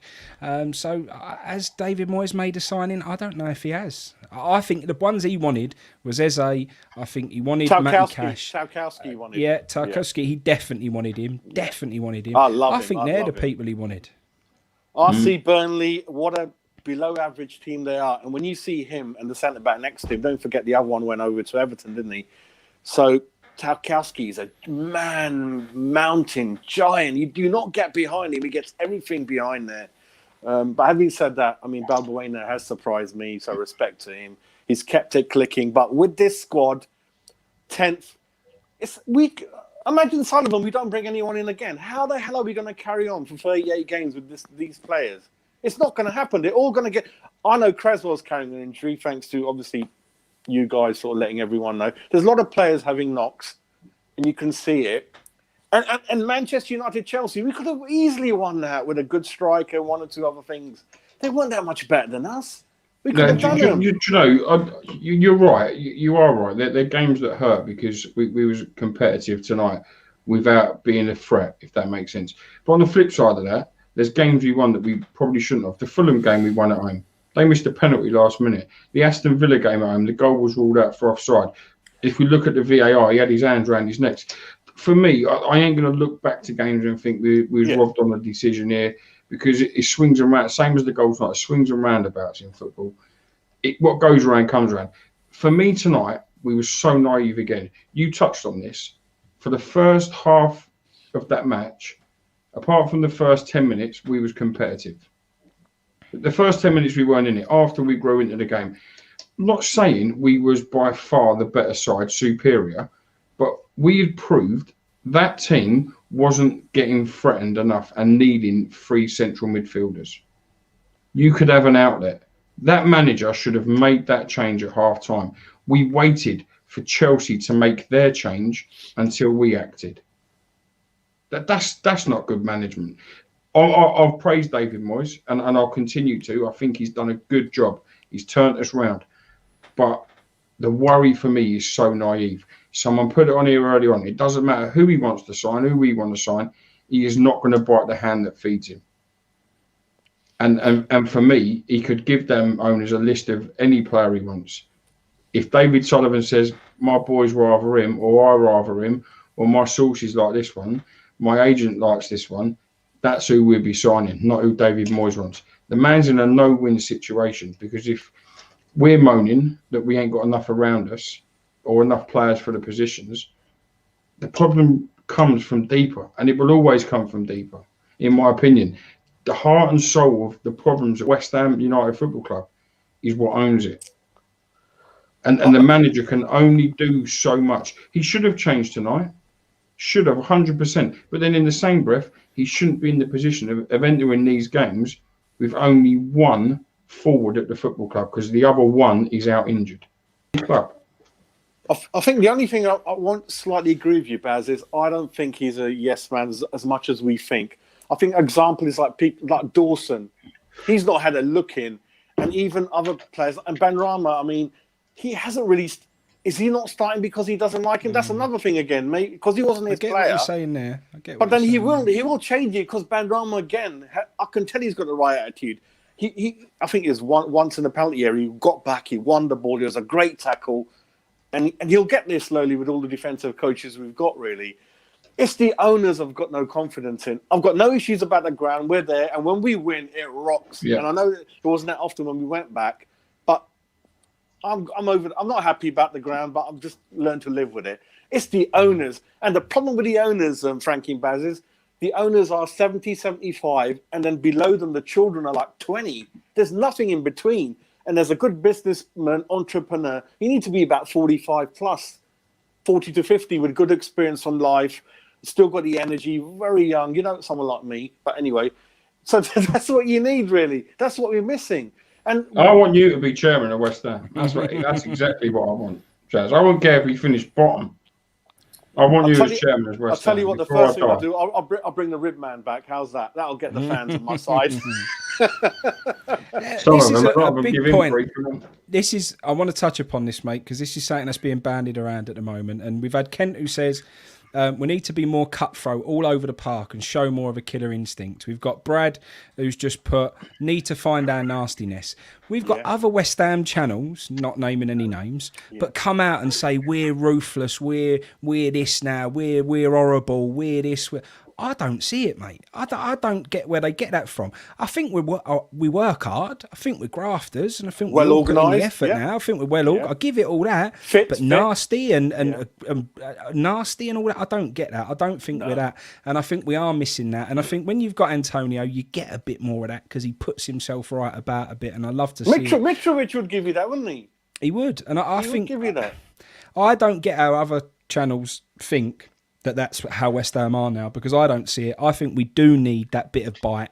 I think we're missing that. I think we're missing it in the midfield. I think Rice reads the game amazingly well, and I think he's a class player for us. But every now and then, I'd love to see him just go through someone and go crunch, go and have that, and get and even mate Noble used to do that, especially in a London derby. Noble used to come on, he used to go bang and go, come on then. And everyone would get up for it and everyone would be like, come on then, let's go. I didn't even see that from Noble tonight. Well, actually, the stats say Noble didn't even make a tackle tonight. Not a tackle. That's not the Noble we know. Noble in a London derby would he'd get in their face, he'd do an horrible foul, he'd take a booking and he'd square up to him and go, come on, let's go. Maybe we didn't see that tonight, and when we had that bit where we was getting on top, if the fans were there, maybe that would have carried us a bit more than what we actually showed, and maybe that would have given us that edge. So yeah, maybe not having fans in there hurt us tonight, because I'll tell you what. Yeah, I mean, you're right. I mean, I tell you what. All of us grew up football before VAR, before a lot of things, and that type of player is. I was thinking the other day, they're dying out like dinosaurs. There's no one there. The Julian Dicks, the Stuart Pearces, all these players are replicas. Even if we had one, no one's going to buy them. They're going to last 5 minutes.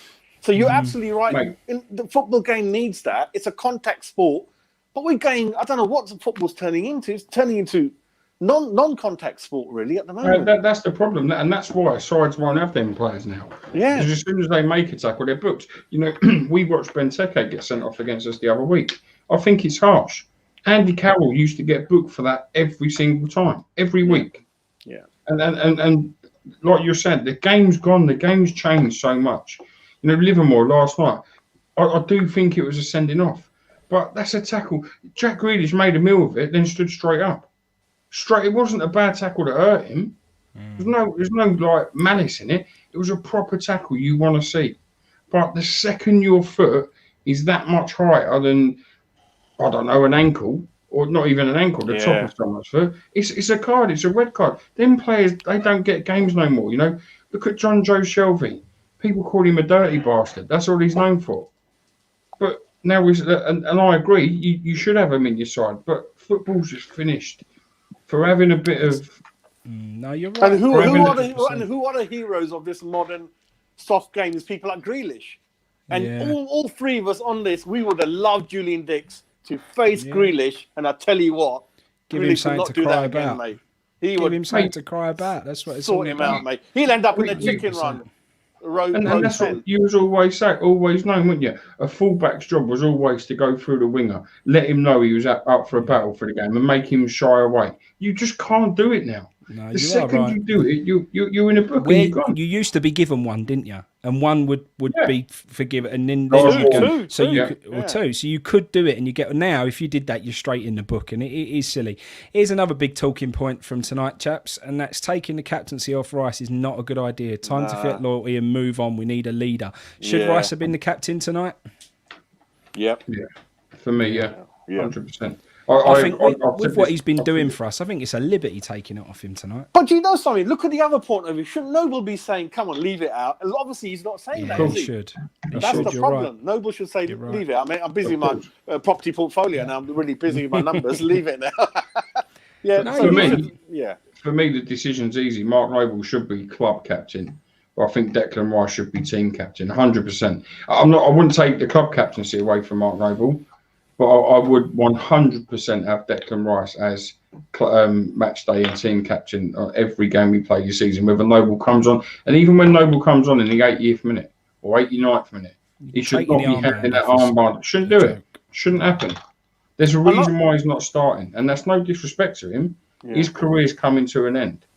You know, and again, I don't know, but let's give an example. If Connor Coventry is the next best thing to come through, Declan Rice, if he starts getting subbed off for Connor Coventry, isn't going to be handing his armband to Connor Coventry.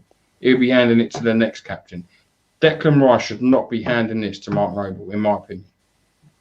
There's a comment here, look, Rice will never be captain with Noble on the pitch. He's very respectful, and I get that. I think Rice is very respectful, which is why he's always happy to hand it over. I think the point we're trying to make is Noble. Rice has been playing week in, week out, and it's Noble who should turn around and go, no, you're the man now. Take it over, carry on, stay as you are. Do you know what I mean? Exactly. That's the way that should happen. Does anyone know? Because I don't really follow the under-23 youth team. Is there any striker coming up from around that region? Yeah. The best thing that you could do on that, mate, is go and watch, because they streamed West Ham under-23s versus Everton under-23s the other night. It was streamed on YouTube and it's still there. You can go and watch it. It was last week's game. I thought I'll have a little look to see what it's all about. We obviously got promoted last season and we won and everything. We're now rock bottom of the division that we're in now. I watched that game. if you think Nathan Holland is ever going to be a Premier League player, you're mad. We haven't got a single player in the under-23s that will ever amount to... The difference in class, right? Everton have got this player called Sim up front.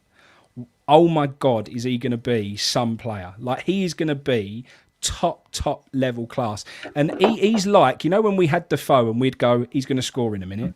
Their commentators went, this Sim will score tonight, no problem. 2 minutes later, bang, goal. How tall is he? What's his height? No, he's a unit. He's about 6'2", but he's agile. He's manoeuvrable. He's pacey. He's got agility about him. He looks out of this. He ended up getting 2 on the night. He is phenomenal. Apparently, he scored 32 goals in 21 games last year. He is electric. And when you watch that game and you see him, you go, that's someone who's going to make the cut the mustard. And then you watch us and you go, no one's on that level. And I know he's probably an exceptional talent, and I know he's probably different levels. However, you could see the difference in levels between the two sides. Like, their team looks like a proper team and a proper outfit. We were really, really struggling, and we're bottom of that division. And I'm afraid, from what I saw that night, the future isn't looking too great for our youth team. I'll tell you what, do you remember, I don't know how long ago, 10, 15 years ago, and this all goes back to why we haven't got a training ground, any scouting, nothing. Sullivan came out and proudly said, I don't believe in youth system. He goes, the amount of money you got to pile into the youth, and maybe, according to him, one makes it ain't worth it. And when I looked at his age and things like that, that is the reason why we don't look forward like Leicester. Was it 100? He's gone. We're struggling, I think, because the owner from the top doesn't believe in it. He believes in the quick buck. But it's not called quick buck, is it? It's not. It's not. No, I agree. Look at Southampton and people like that. It's like a conveyor belt. Yeah, 100%. There's a comment here about Baptiste. Baptiste was playing that night. Mate, as much as he's all right, I still think Alessi looks better than Baptiste. I watched Baptiste the other night, struggled, didn't look fantastic. And this is about right, James, what he's put here. We've got a few decent players. I'd say that's about the level of it. But when you watch the two sides, there was total difference in class, mate. And it's like you said, some people believe in it, some people conveyor belt it. Southampton, Leicester's just constantly producing. One thing that I know is that academy sign that goes around that football pitch, mate, needs to be lifted up and chucked in the bin, because we ain't that no more. That era has gone. Me and Baz know that era's gone. It's gone. They don't respect academy. No. And the thing is, David Moyes on any manager is going to be a scapegoat until this owners go. They're not going to put the money in. And that 100 million to get Pellegrini, we all know that was a freaky one-off. Because people are going to jump in the stands and grab their throats and everything, and they wobbled them a bit. But then when you look at the average spend before that, if you take out the average, that money was already there in the kitty, in the savings bank anyway. It wasn't anything extra. Don't worry about it. But mate, forget the 100 million, because we ain't even paid it yet. We still owe money, didn't we, on Haller or Anderson, wasn't it? Yeah, so it's all over the place. I mean, there was an image that went around with Chelsea and the academy players that they'd let go. Mate, you could put the Chelsea academy player team together of players they've let go, and you'd be a mid-table Premiership side. Look at Tarek Lamptey. Look at who's the best? Just quick, who's the best centre back of your lot? Yeah, Lamptey's one. Who's the best English centre back of your two's lifetimes? English. Jazz, you'll probably have a different answer. Lifetime. Yeah, you might be different to me. Yeah, give me. Who's yours, Frankie? Let me go back to the best English centre back of your lifetime. Oh, bloody hell! Shit. It's hard for me, mate, because I've got when I played, and I used to play centre half. I've said this to you before, so I played centre half. Look at the first comment. Yeah, go on. I've got a couple of names coming. I've got a couple of names in mind. Yeah, that was the one in my name. But that man was the one who went through West Ham's net. West Ham family, aren't they? All of them. Yeah. It happens at every club, and it is so hard. Lampard made a comment about Declan Rice, about him getting away from there, and he said about him something to do with unfortunately, you do let some real good talents go because you're looking at something else. Mate, it happens everywhere. We've had loads of ours. Yeah, but other than that, John Terry, we ain't had many, mate. I'm with you, Darren. Terry Butcher and Tony Adams. It was Rio for me because I think he changed how a centre-back played. That's Tony Adams went through West Ham's hands as well. He went to the West Ham Academy, he saw it, and on a documentary, embarrassing for us, he said he looked like dog shit. And he goes, they're running around like idiots. And when I went to Arsenal, obviously, more classy. You have to admit that they do things differently back then. David Dean was a class owner. We all know that. So that's why we lost him. And that was the period I was talking to someone else. We lost so many players through that. London boys, the righties are. I know they weren't East London, strictly South London boys, but there's a lot. Actually, the guy on TalkSport, Romford Pele, we missed him as well, don't we? He's a West Ham. Yeah, Ray Parler. Ray Parler's West Ham. Yeah, we missed him. And look how much John Lyle was struggling at that time with everything going on. But having said that, with our bad luck, I know we don't like Paul Ince, but he would have pissed over all of them the way we all know how good he was. And what a player, mate. What a player. Do any of you believe that there's a bad luck that hovers over our club? I sometimes really believe that. We all thought it was the Amber Lynn curse, mate, but we thought leaving that ground it had disappeared, but it hasn't. It's stuck. Have you seen the pictures of the castle with the old history books? It was on Castle Street, and then they had to knock it down. And the directors, going back to 1920, they didn't like it. They go, "We hate it. It's an eyesore," but they couldn't knock it down out of respect. Then, luckily, after the war, around that time, due to not being safe anymore, they had to knock it down. That's an interesting story there. We have got a curse, mate, and it's called GSB. And until that curse is lifted, I don't think we're ever going to be the West Ham that we want us to be. We should do a whole program on the badge because I effing hate this badge. It's like a 9-year-old drew it at primary school. I say that is nothing exactly about the right. It always will be about the castle. Yeah. It is like some kid. It's so unbalanced. If you know anything about design, that badge is so unbalanced. It is like a kid put it together. It is awful, mate. It is disgusting. And I haven't met anyone who did that questionnaire to pass it. I think 40 people did it. And Karen Brady and them lot, after about 8 days, they said, yeah, it's done now. We gave you guys to vote for it. I don't know anyone who's voted yes or no towards it. If you know anyone, let me know. I don't. I wasn't part of it. It's a Pro Evo fake badge. That is what it's like. It's a mess. It's a mess. And that was supposed to be us rebranding to become this global brand that they was going to take everywhere, and we put London in it, so we'd become this big. It's madness, mate. Madness. Anyway, talking about youth teams, anyone seen him anywhere? There he is. It's That's a centre back for you, mate. Mate, what a night. Best night. That's my first ever game at Upton Park. And the hero here was the man of the match. Hey! There he is. Best night of my life. Like, I even brushed my hair. I'll do anything to have that. Are your hobbies still football and swimming? Favourite player, Tony Gale? Superb choice. This geezer swim, he'd sink. He can't swim. Mate, I am a diver. I'm everything. I'm a swimmer, I'm a diver, you know. I didn't know you're from Surrey. So there's 2 posh boys in this group now, Berkshire and Surrey. There we go. Mate, I wasn't the nice bit of Surrey. I was the South London end of Surrey. Otherwise, I'd have been a Chelsea fan. Here we go, Jez. Question for you here, mate. How much money do we need to spend in January? Right, we need. Okay, he's having right. Let's start with 500 quid on rum. Let's start off with money not being an issue in terms of right. I don't think Randolph going forward anymore is an adequate cover. No respect to him. I think he's over his peak.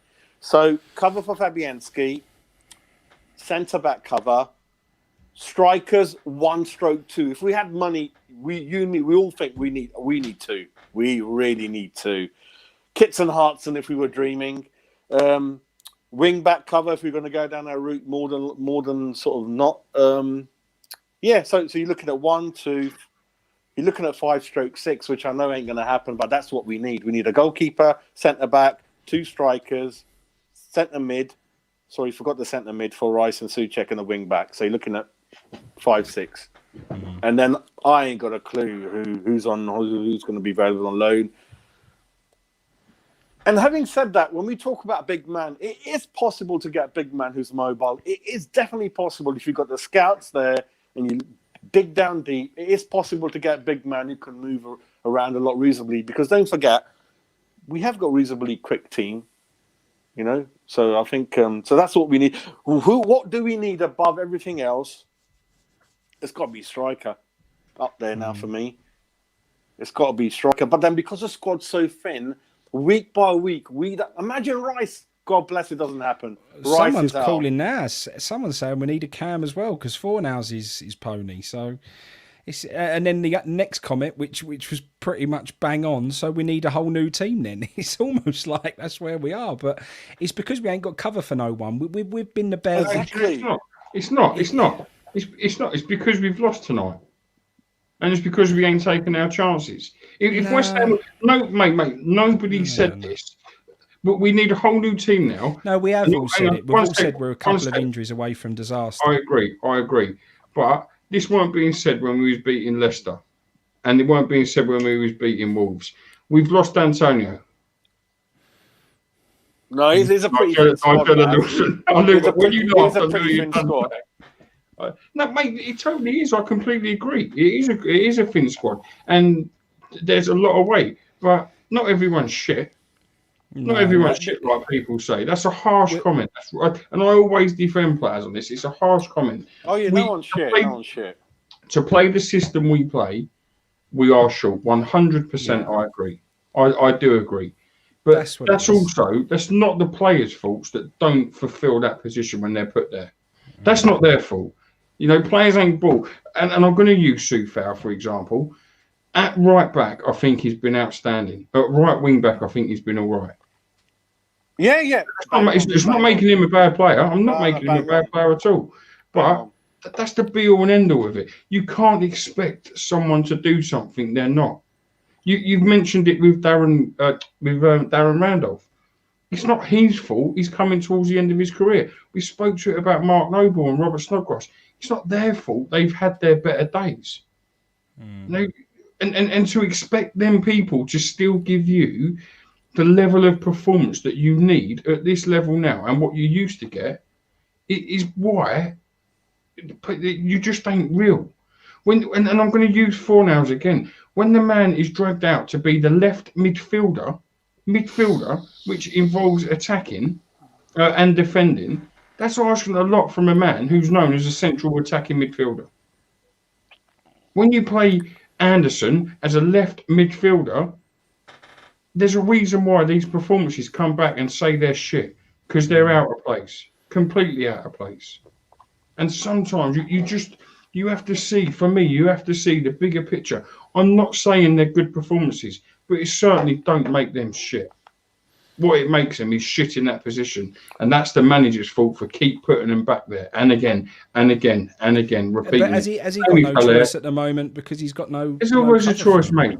But there was a choice. I gave you a choice tonight before football was kicked tonight.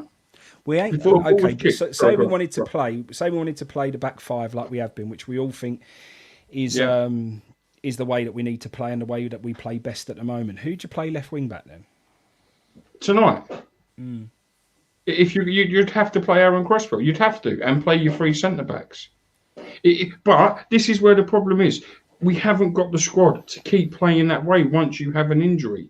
The same as Antonio. We don't have the forward to step into his shoes. You're saying what me and Frankie are saying again, aren't you? It is because of that. Mate, I agree. We haven't got the pieces, 100%. And it's not making the players shit that I constantly read. Hal is shit. Fornals is shit. They ain't shit. And you look at people like you. Yeah, you're right. You look at people like you. In them roles. Yeah. Sorry, let me just finish. Yeah, go ahead, sorry. In them roles. They are shit in them roles. I completely agree with you. 100%.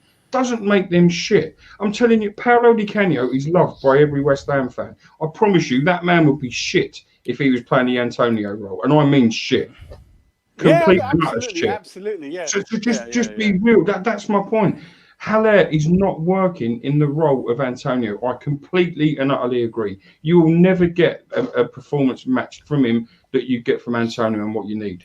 Doesn't make him shit. It makes him unsuitable for that role. Di Canio would not do it. It's not shit. Just doesn't play that way. And Antonio wouldn't give you what Paolo Di Canio gives you. Does that make him shit? Of course it don't. They're different players. And then sometimes you just got to step back and think, it ain't fucking working. It's not working in that. And I agree. And tonight, Fornals would not have started in my side.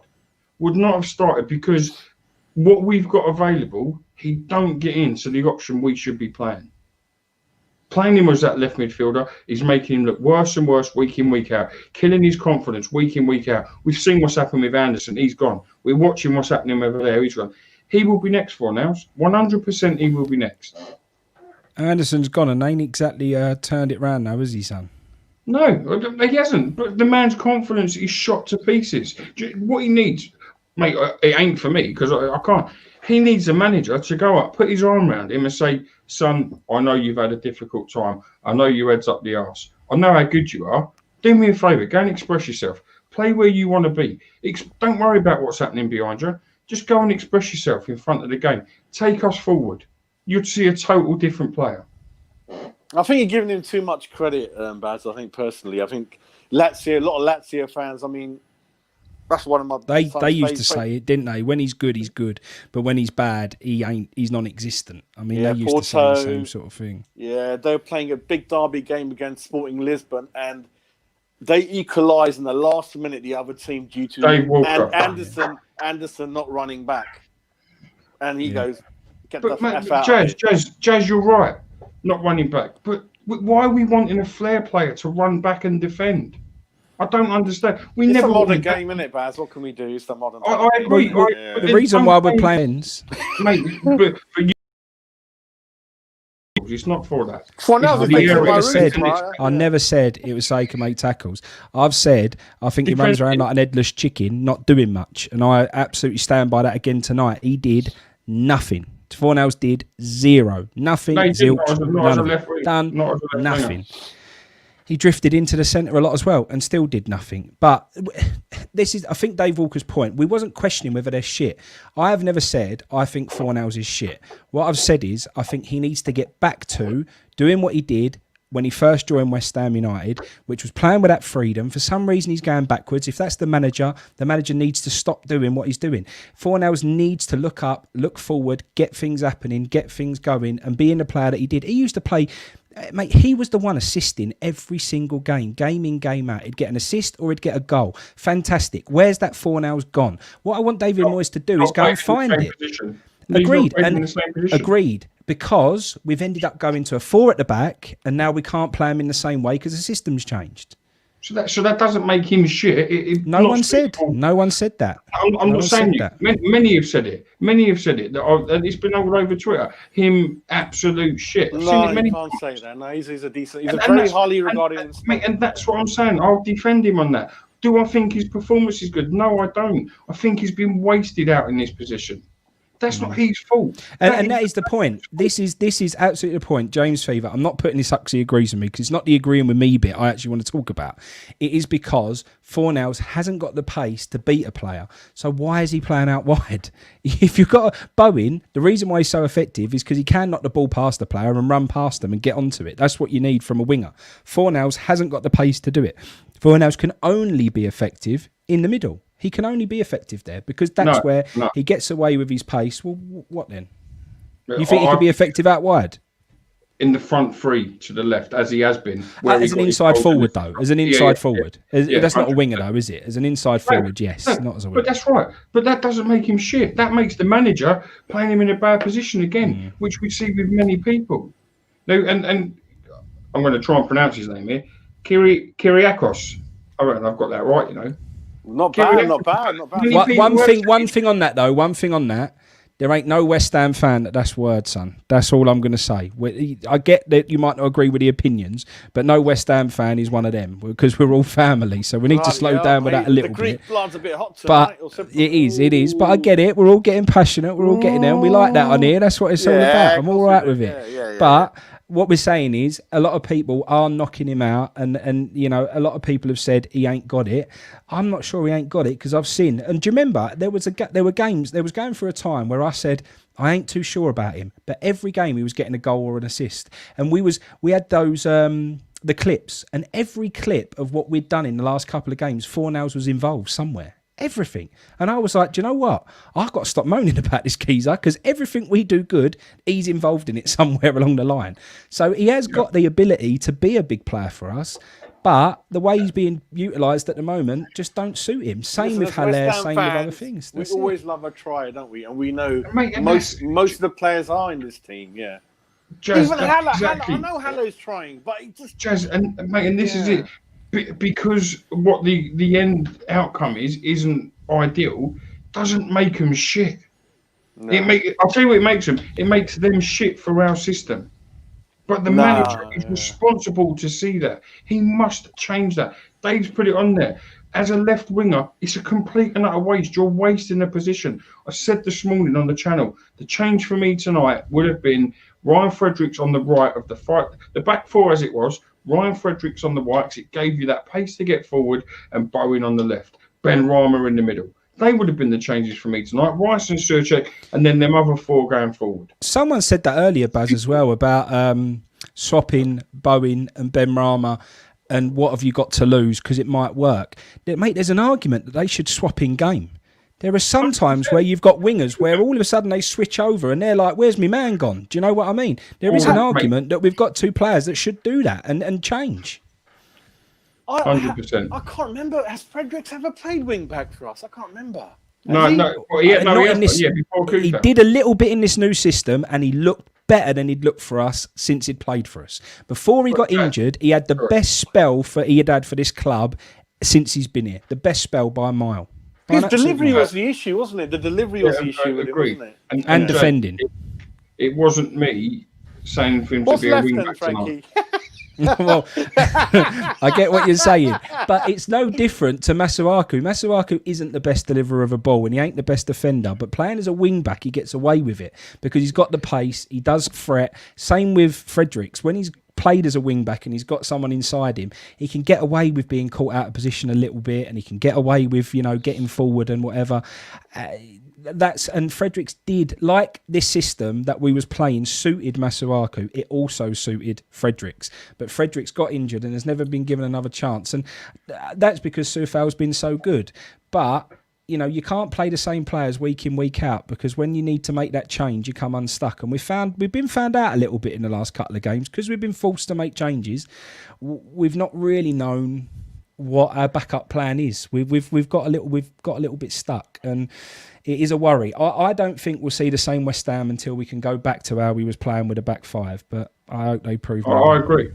I agree with you, and I don't think they'll go back to that back five until you've got Antonio. And Dave Walker, who's in the chat at the moment, he was praising this system and was calling for it before we played it because it was the first time round when Moyes was here and he played it then and everything else. Moyes makes that work. I don't know what it is about that system, but Moyes seems to make that system, play to its best Do you know potential. what it is? Mate, and there you go. You just said it. The reason it works is because you play to your strengths. And this is my point, going back to these players. The strength isn't exposing a player in a wrong position. Yeah. Play to the strengths. And then that's you won't an be interesting point. That's a really interesting point, which Kiriko's just put in here. I respect Moyes for not paying Ben Rama. Someone needs to stand up to the owners. That's a really interesting point of view. That's what I said earlier. Did you remember? Yeah, you did. Yeah. The only thing I'm saying, the only thing that ain't beneficial for the football club. No, it's not fair. At the moment, that's not beneficial. He's really happy to be here. You can tell. You can't say that. But Rick's made a good point as well. Does Soufal work with Fredericks like Mass does with Cress? That I agree with. The only thing I will say, I wouldn't want to see Soufal in the back three. Not Soufal, Cress, and then maybe Ogbonna. I do want two proper centre-backs in there, personally. Yeah. Another funny thing, you're going to laugh at me now, right? I've got a habit of still playing Championship Manager 97, 98, right? And in that time, a lot of credit to Glenn Hoddle, it was a diamond system called 5-3-2, similar to what we're doing now. But what was in abundance in that time was the Berkovic, the Ben-Yoon type that sat ahead of Wright and Souček in that middle. And we had two up front. So I don't know if that can work again, but it's, again, all down to who can we buy, how can we make it work. So instead of having the three that Klopp's made famous and Poch before him, that we all kind of blindly down an alleyway following, that'll be another one to put up in there, wouldn't it, Baz? That'd be interesting, wouldn't it? The Diamond 5-3-2. Yeah. But then that one, Yeah, I think it's a 5-2-1-2. Maybe that would be more accurate. I think Do you you got know- that Lanzini type behind the front two. Yeah. Yeah. For me, nowadays, you have to have someone with that free role. Like Jack Grealish has at Aston Villa. Because what he does, he drags your whole midfield and your defenders in and your whole midfield with him. Then all of a sudden, your wide men, they're having a laugh. El Ghazi, look at Jack Grealish now. He's playing in the second row. And El Ghazi's ahead of him. No, they're 4-3-3 with Grealish in the middle three. Because he just opens sides up. See, that's free role. I think Again, Ben really- Rama, we've got it. Ben Rama can do it. and I think I we've, agree. I think we've all agreed. And if we switch to a back five, Dave Walker, if we switch to a back five with a number 10, who do you drop, Benny or Fornals? For me, it's been Fornals because he ain't offered much. Fornals And I ain't think- going to fit into that diamond system. He ain't going to fit into it. Yeah. However, that at the top, Fornals is crying out for that type of position. So maybe that's where he starts to show his worth and show his value. I don't know. It's a tough one. If we go back to the 5, the 3-5, whatever you want to call it, when everyone's fit, 4 now stays in the side along to the left of the 3 up front. Him, Antonio, and Bowen. He stays in there. We need that so bad. We're crying out for that to come Big back. time. But Big time. And that is a point. Yeah. Moyes is just stubborn for playing Fornals on the left when he knows it doesn't work. 100%. It is annoying. It is annoying, mate. It's got to the It is. stage now where it's got to stop. You know what I mean? Because everyone's tweeting, he's fucking shit. Never want to see him in a West Ham shirt again. That's bollocks. No, crazy. I know we always got people Mate, like that. No. It's things. I respect people have opinions. I get that, but that's a silly opinion. Silly. That's not even- I'll be honest, Baz, though. genuine opinion. I have said it tonight, but I have said it in jest because of the banter that's around it at the moment. So I do wind it up, and I was winding you up, sending you pictures of headless chickens and everything else. I don't Toenails. think old toenails. I don't think he is an headless chicken. I was wondering don't what think you're going on about that toenail. I can figure out. Oh, that's what, no, he calls him toenails because every time he gets the ball, he gives it away. He can't control it. He said his toenails are too long. So it is, I don't know, mate. But I'm not saying he ain't got a role to play for West Ham. I think he does, mate. But like you said, it's just got to be in the right way. He's got to get back into the position that suits him. And like I say, we're missing out on a player who was involved in everything that was good with us in those matches throughout that period when we had our purple patch and, you know, those 4-0s at Leicester's and the Wolves games and all that. Mate, he was influential in those games. He played a massive part in those games. Massive. The same thing. People get very comfortable. Sometimes you need to kick up the arse. You know, let's look what he done for Declan Rice. 3 times that boy got dropped when he was coming through, and every time come back better and better and better. Ellis, Wildem, Declan to Chelsea. I think we all know one day that will happen. If you ask me now, I don't believe so right now, no. But I think it will come when Chelsea put the money up. Well, look, Jorginho played today, and when I looked at the stats, he's not a starter, so they could be looking to sell him to get some funds in. Or Kante, I know they've been looking to sell one. Kante was on fire today. He's quite zippy and quite mobile. But then going back to that, even the 5-3-2, look at Tottenham without Eriksen. They're missing him badly. There's no one to open windows, get into channels, and I don't know how many of those players are in the world, but we're missing that at the moment. You need options. Every club needs options that you can switch 5-3-2, 4-4-2. Why shouldn't the manager have kind of 2-3 options at his disposal? People on the bench. It's also Moyes' stubbornness that we just spoke about as to why he isn't prepared to put Ben Rama in as his main man at the moment because it ain't his player. I just hope we don't miss out on someone. I mean, there was so much buzz around Ben Rama when he came in. Everyone talked about that new Payet. I think Payet's a one-off, mate. He's never going to be the new Payet, but he certainly could be a massive player for us. But if Moyes is never going to get and trying to focus on him becoming that free role in behind the attackers and becoming that player that he can be for us, we could miss out on something there, and it'll be a shame. So I hope Moyes' stubbornness don't ruin that, because that would be, we could miss out there. I think the thing as well, managers like David Moyes, Sam Allardyce, Sean Dyche, they're old school managers. They know one way, and if it has to change, they're in trouble. Now, you see this with Burnley when they lost Ashley, what's the forward? Ashley Ward. Is it Ashley Ward? I'm going blank. I'm too tired. Striker, wasn't he? Yeah, the forward. Yeah, scored tonight. Now, when he ain't got him and Chris Chris. No, I'm going proper blank here. I'm too tired to think of it. Ashley Walker and Chris. What's his name? They both scored tonight. I watched the game. Someone that beat me to this in the chat. The thing is with David Chris Moyes Wood. and Big Sam, Chris people Wood. like that. Oh, yeah, I like Ashley Chris Barnes. Wood, Sorry, Ashley Barnes and Chris Ashley Wood. Barnes. When he ain't got them playing to their strengths, they're a different side, Burnley. They struggle. Same with Sam Allardyce, you know, and you'll watch it with who are they? Who's he managing now? I've probably gone there. West Brom. You'll watch it with them. And we said this Saturday, this is a job too much for him now, I believe, because he hasn't got any proper recognised household names. West Brom's probably biggest name at that football club, as a player that most will know with experience, apart from Ivanovic, the defender, would probably be Livermore. No, but the thing with these managers is they never managed a truly top team with the budget. When I look at Ollie and Lampard, they would be out their depth managing someone like, dare I say it, maybe our club in sometimes and other clubs. But imagine Lampard and Ollie managing Burnley. I mean, Ollie in Cardiff, we saw how good he was anyway. Be tough, and mate. Lampard should have taken Derby up, and he didn't. And they're pissed off about that anyway. But that's the thing, and there's lots of things to think about. A lot of the Lampard, they can afford. Look at Pep's Man City team. I think is a bloody. They even don't even have a striker. Look at the state of them. He's got 5 fullbacks, 60 million each. Ain't got one decent striker up there, and they're I don't know wherever they are in the league, languishing somewhere.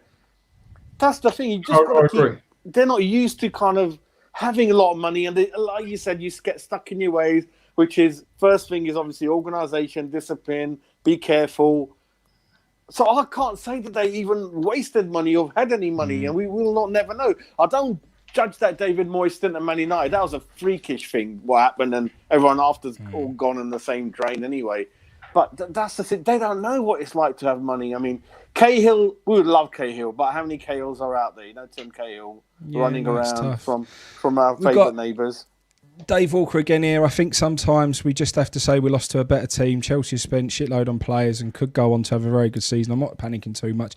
And again, I don't think anyone said we're panicking tonight. I think we all said, actually, what happened tonight, it weren't like we've gone and got ironed out. It weren't like we feel like we've gone backwards. It weren't like any of that. I think at spells of this game, we look like the West Ham we've seen in recent weeks, the hard-working, organised West Ham United that we're all enjoying watching at the moment. So they weren't 3-0 better, no way. No, and they weren't 3-0 better, but I don't know whether I agree that we lost to the better team. I think they, at points, all we're saying, the reason why there's that little bit of frustration is because at points tonight, I felt like if we'd have taken the game to them, we could have got something out of that game. Yeah, That's all. That's all. I think we could have got something. The frustration tonight for me is not attacking the game during the game, 100%. Because what should have happened when we was 1-0 down in control, you could see we weren't on the back foot. We didn't need that extra body. Have a go, bring an attacker on. That's the only frustrating thing for me tonight. I said this Saturday on the radio station, losing to Chelsea at Stamford Bridge, whether it's 1-0 or 9-0, ain't going to define your season for West Ham. They ain't going to. It could happen, you know. It's not a shock, and there's no shock to go and lose at Stamford Bridge for us. It's not. It's a shock when we win, you know, and that's the thing for me. I've got to go. I just want to look. Read this comment out today. Honestly, my eyes have gone. What's the matter with you melt? I'm comment about to go out. And question for Jazz. The comment is, you two he backed David Moyes in his darkest hour when no one else did. The question is, what's his secret to doing so well in the West Ham Way Predictions League? Yeah, I'm a kind of genius, really. Inside, outside work. And all that kind of thing. Genius. It's simple. Simple. He's a genius. I don't know. I think I should say I work for one of the famous American channels. I look after their money, so Billions and Billions of Dosh. So I know I have too many rums in the evening, but I've got half a brain in my head. But having said next that, time he has too much I to drink, Baz, remember that, because we'll get some of them billions out of him somehow. The people that know me at West Ham, I leave the ground usually 9:30 in the evening, and everyone's had a good time. But having said, Frankie, I know you've done really well in the fantasy football yourself, man. You've done so well done for that. I'm kind of getting my own feet down there, and I forgot what I was going to say. I did offer. Dave did look for a fantasy football consultant, and I did offer it up, but he never reached out. So, Dave, If you need an hand, son, it's not a drama. I'm here for you always, and we can sort something out. God, You he lot used to hate Moyes. Oh, like, Dave, he used to get the knife out and everything and the shooting where he lives and coming around slowly. But I forgot what I was going to say to Baz now. But we had a good discussions and look, we put in more work than West Ham tonight, apparently. We've definitely put in more work than Fornals and Haller. We've put in a lot more effort. We've gone for 2 hours and 10 minutes. Those fuckers didn't even go for 2 minutes. So we're here. We're doing it. Yeah, So hopefully the eyes are about to fall out. Look, Look at him. you got early start. You got early start. It's my last day tomorrow, and I'm off till the 4th, so that's a big. Oh, Jess, don't worry, mate. I've done 20 days' work this year. Oh, okay. Yeah. Are you all right, Baz? You're not having a stroke or something, are you there, son? Fucking hell, man. You're looking like hot and flustered. I ain't stroking, honestly. You'll be stroking something tonight, son, I'm sure. I ain't. I'll tell you what I'm going to be doing. I'm going to be taking this earpiece out, going for a piss, which I'm desperate for, since it's about an hour and 3 minutes. And then I'm getting... Me and Frankie going to carry on. Are we going to carry on? Yeah, you carry on. We'll just go carry on. You can. I'll say goodbye. You can carry on. Honestly. We're going to bring Alan Dickens in a minute. He's about to join in. Jeff in. He scored the first ever live goal I see at football, Alan Dickens. What game was that, Braz? Everton, 86, 1-0. I remember. What was the score? 1-0. Dave, cheers, mate. Thanks for coming in. That was live. That was the only live game we had. I think it was scored a header. Yeah, it was a crap game, isn't it? Crap game. Live though, that one. On the Sunday. No, on the Sunday. It was on the Sunday. It was pretty flat game. Yeah, you can Google it. I'm a freak with facts like that. Good. You got any more facts to talk with Frankie about while I go back? Because I'm actually dead. Andy's hit it. I've hit the wall. I'm fresh, mate. Rum's the way forward. Forget your juices and your milks and waters. That's I'm a pirate. This low sugar water. I might have to start. Yeah, that's what don't help you. That's no good for you. That gear. That don't help. That stuff. I'll tell you what. I got my lot of my Christmas shopping food wise done this morning. Mate, you guys, I need to go. Go on. So what was you going to say? Christmas shopping, what? Yeah, get your food shopping in quick. It's getting busy in the supermarket. So yeah, mate. Got to pick up my turkey tomorrow. Everything else was done today. Yeah. I've done 20 days work this year. I've got a tin of baked beans downstairs. I'm all right. Don't worry about me. All right, chaps, it's been a pleasure. It's been lovely. I've got it all off my chest. I feel so much better. Thank you very much again, chaps. And we'll go again. Get the bra off now. I'm going to, mate. We're going to go again against Brighton and turn it all around. And then see you later. There he is. There he is. Love it. See you later, everyone. Love you. Take care, mate. Take care. Pretty bubbles in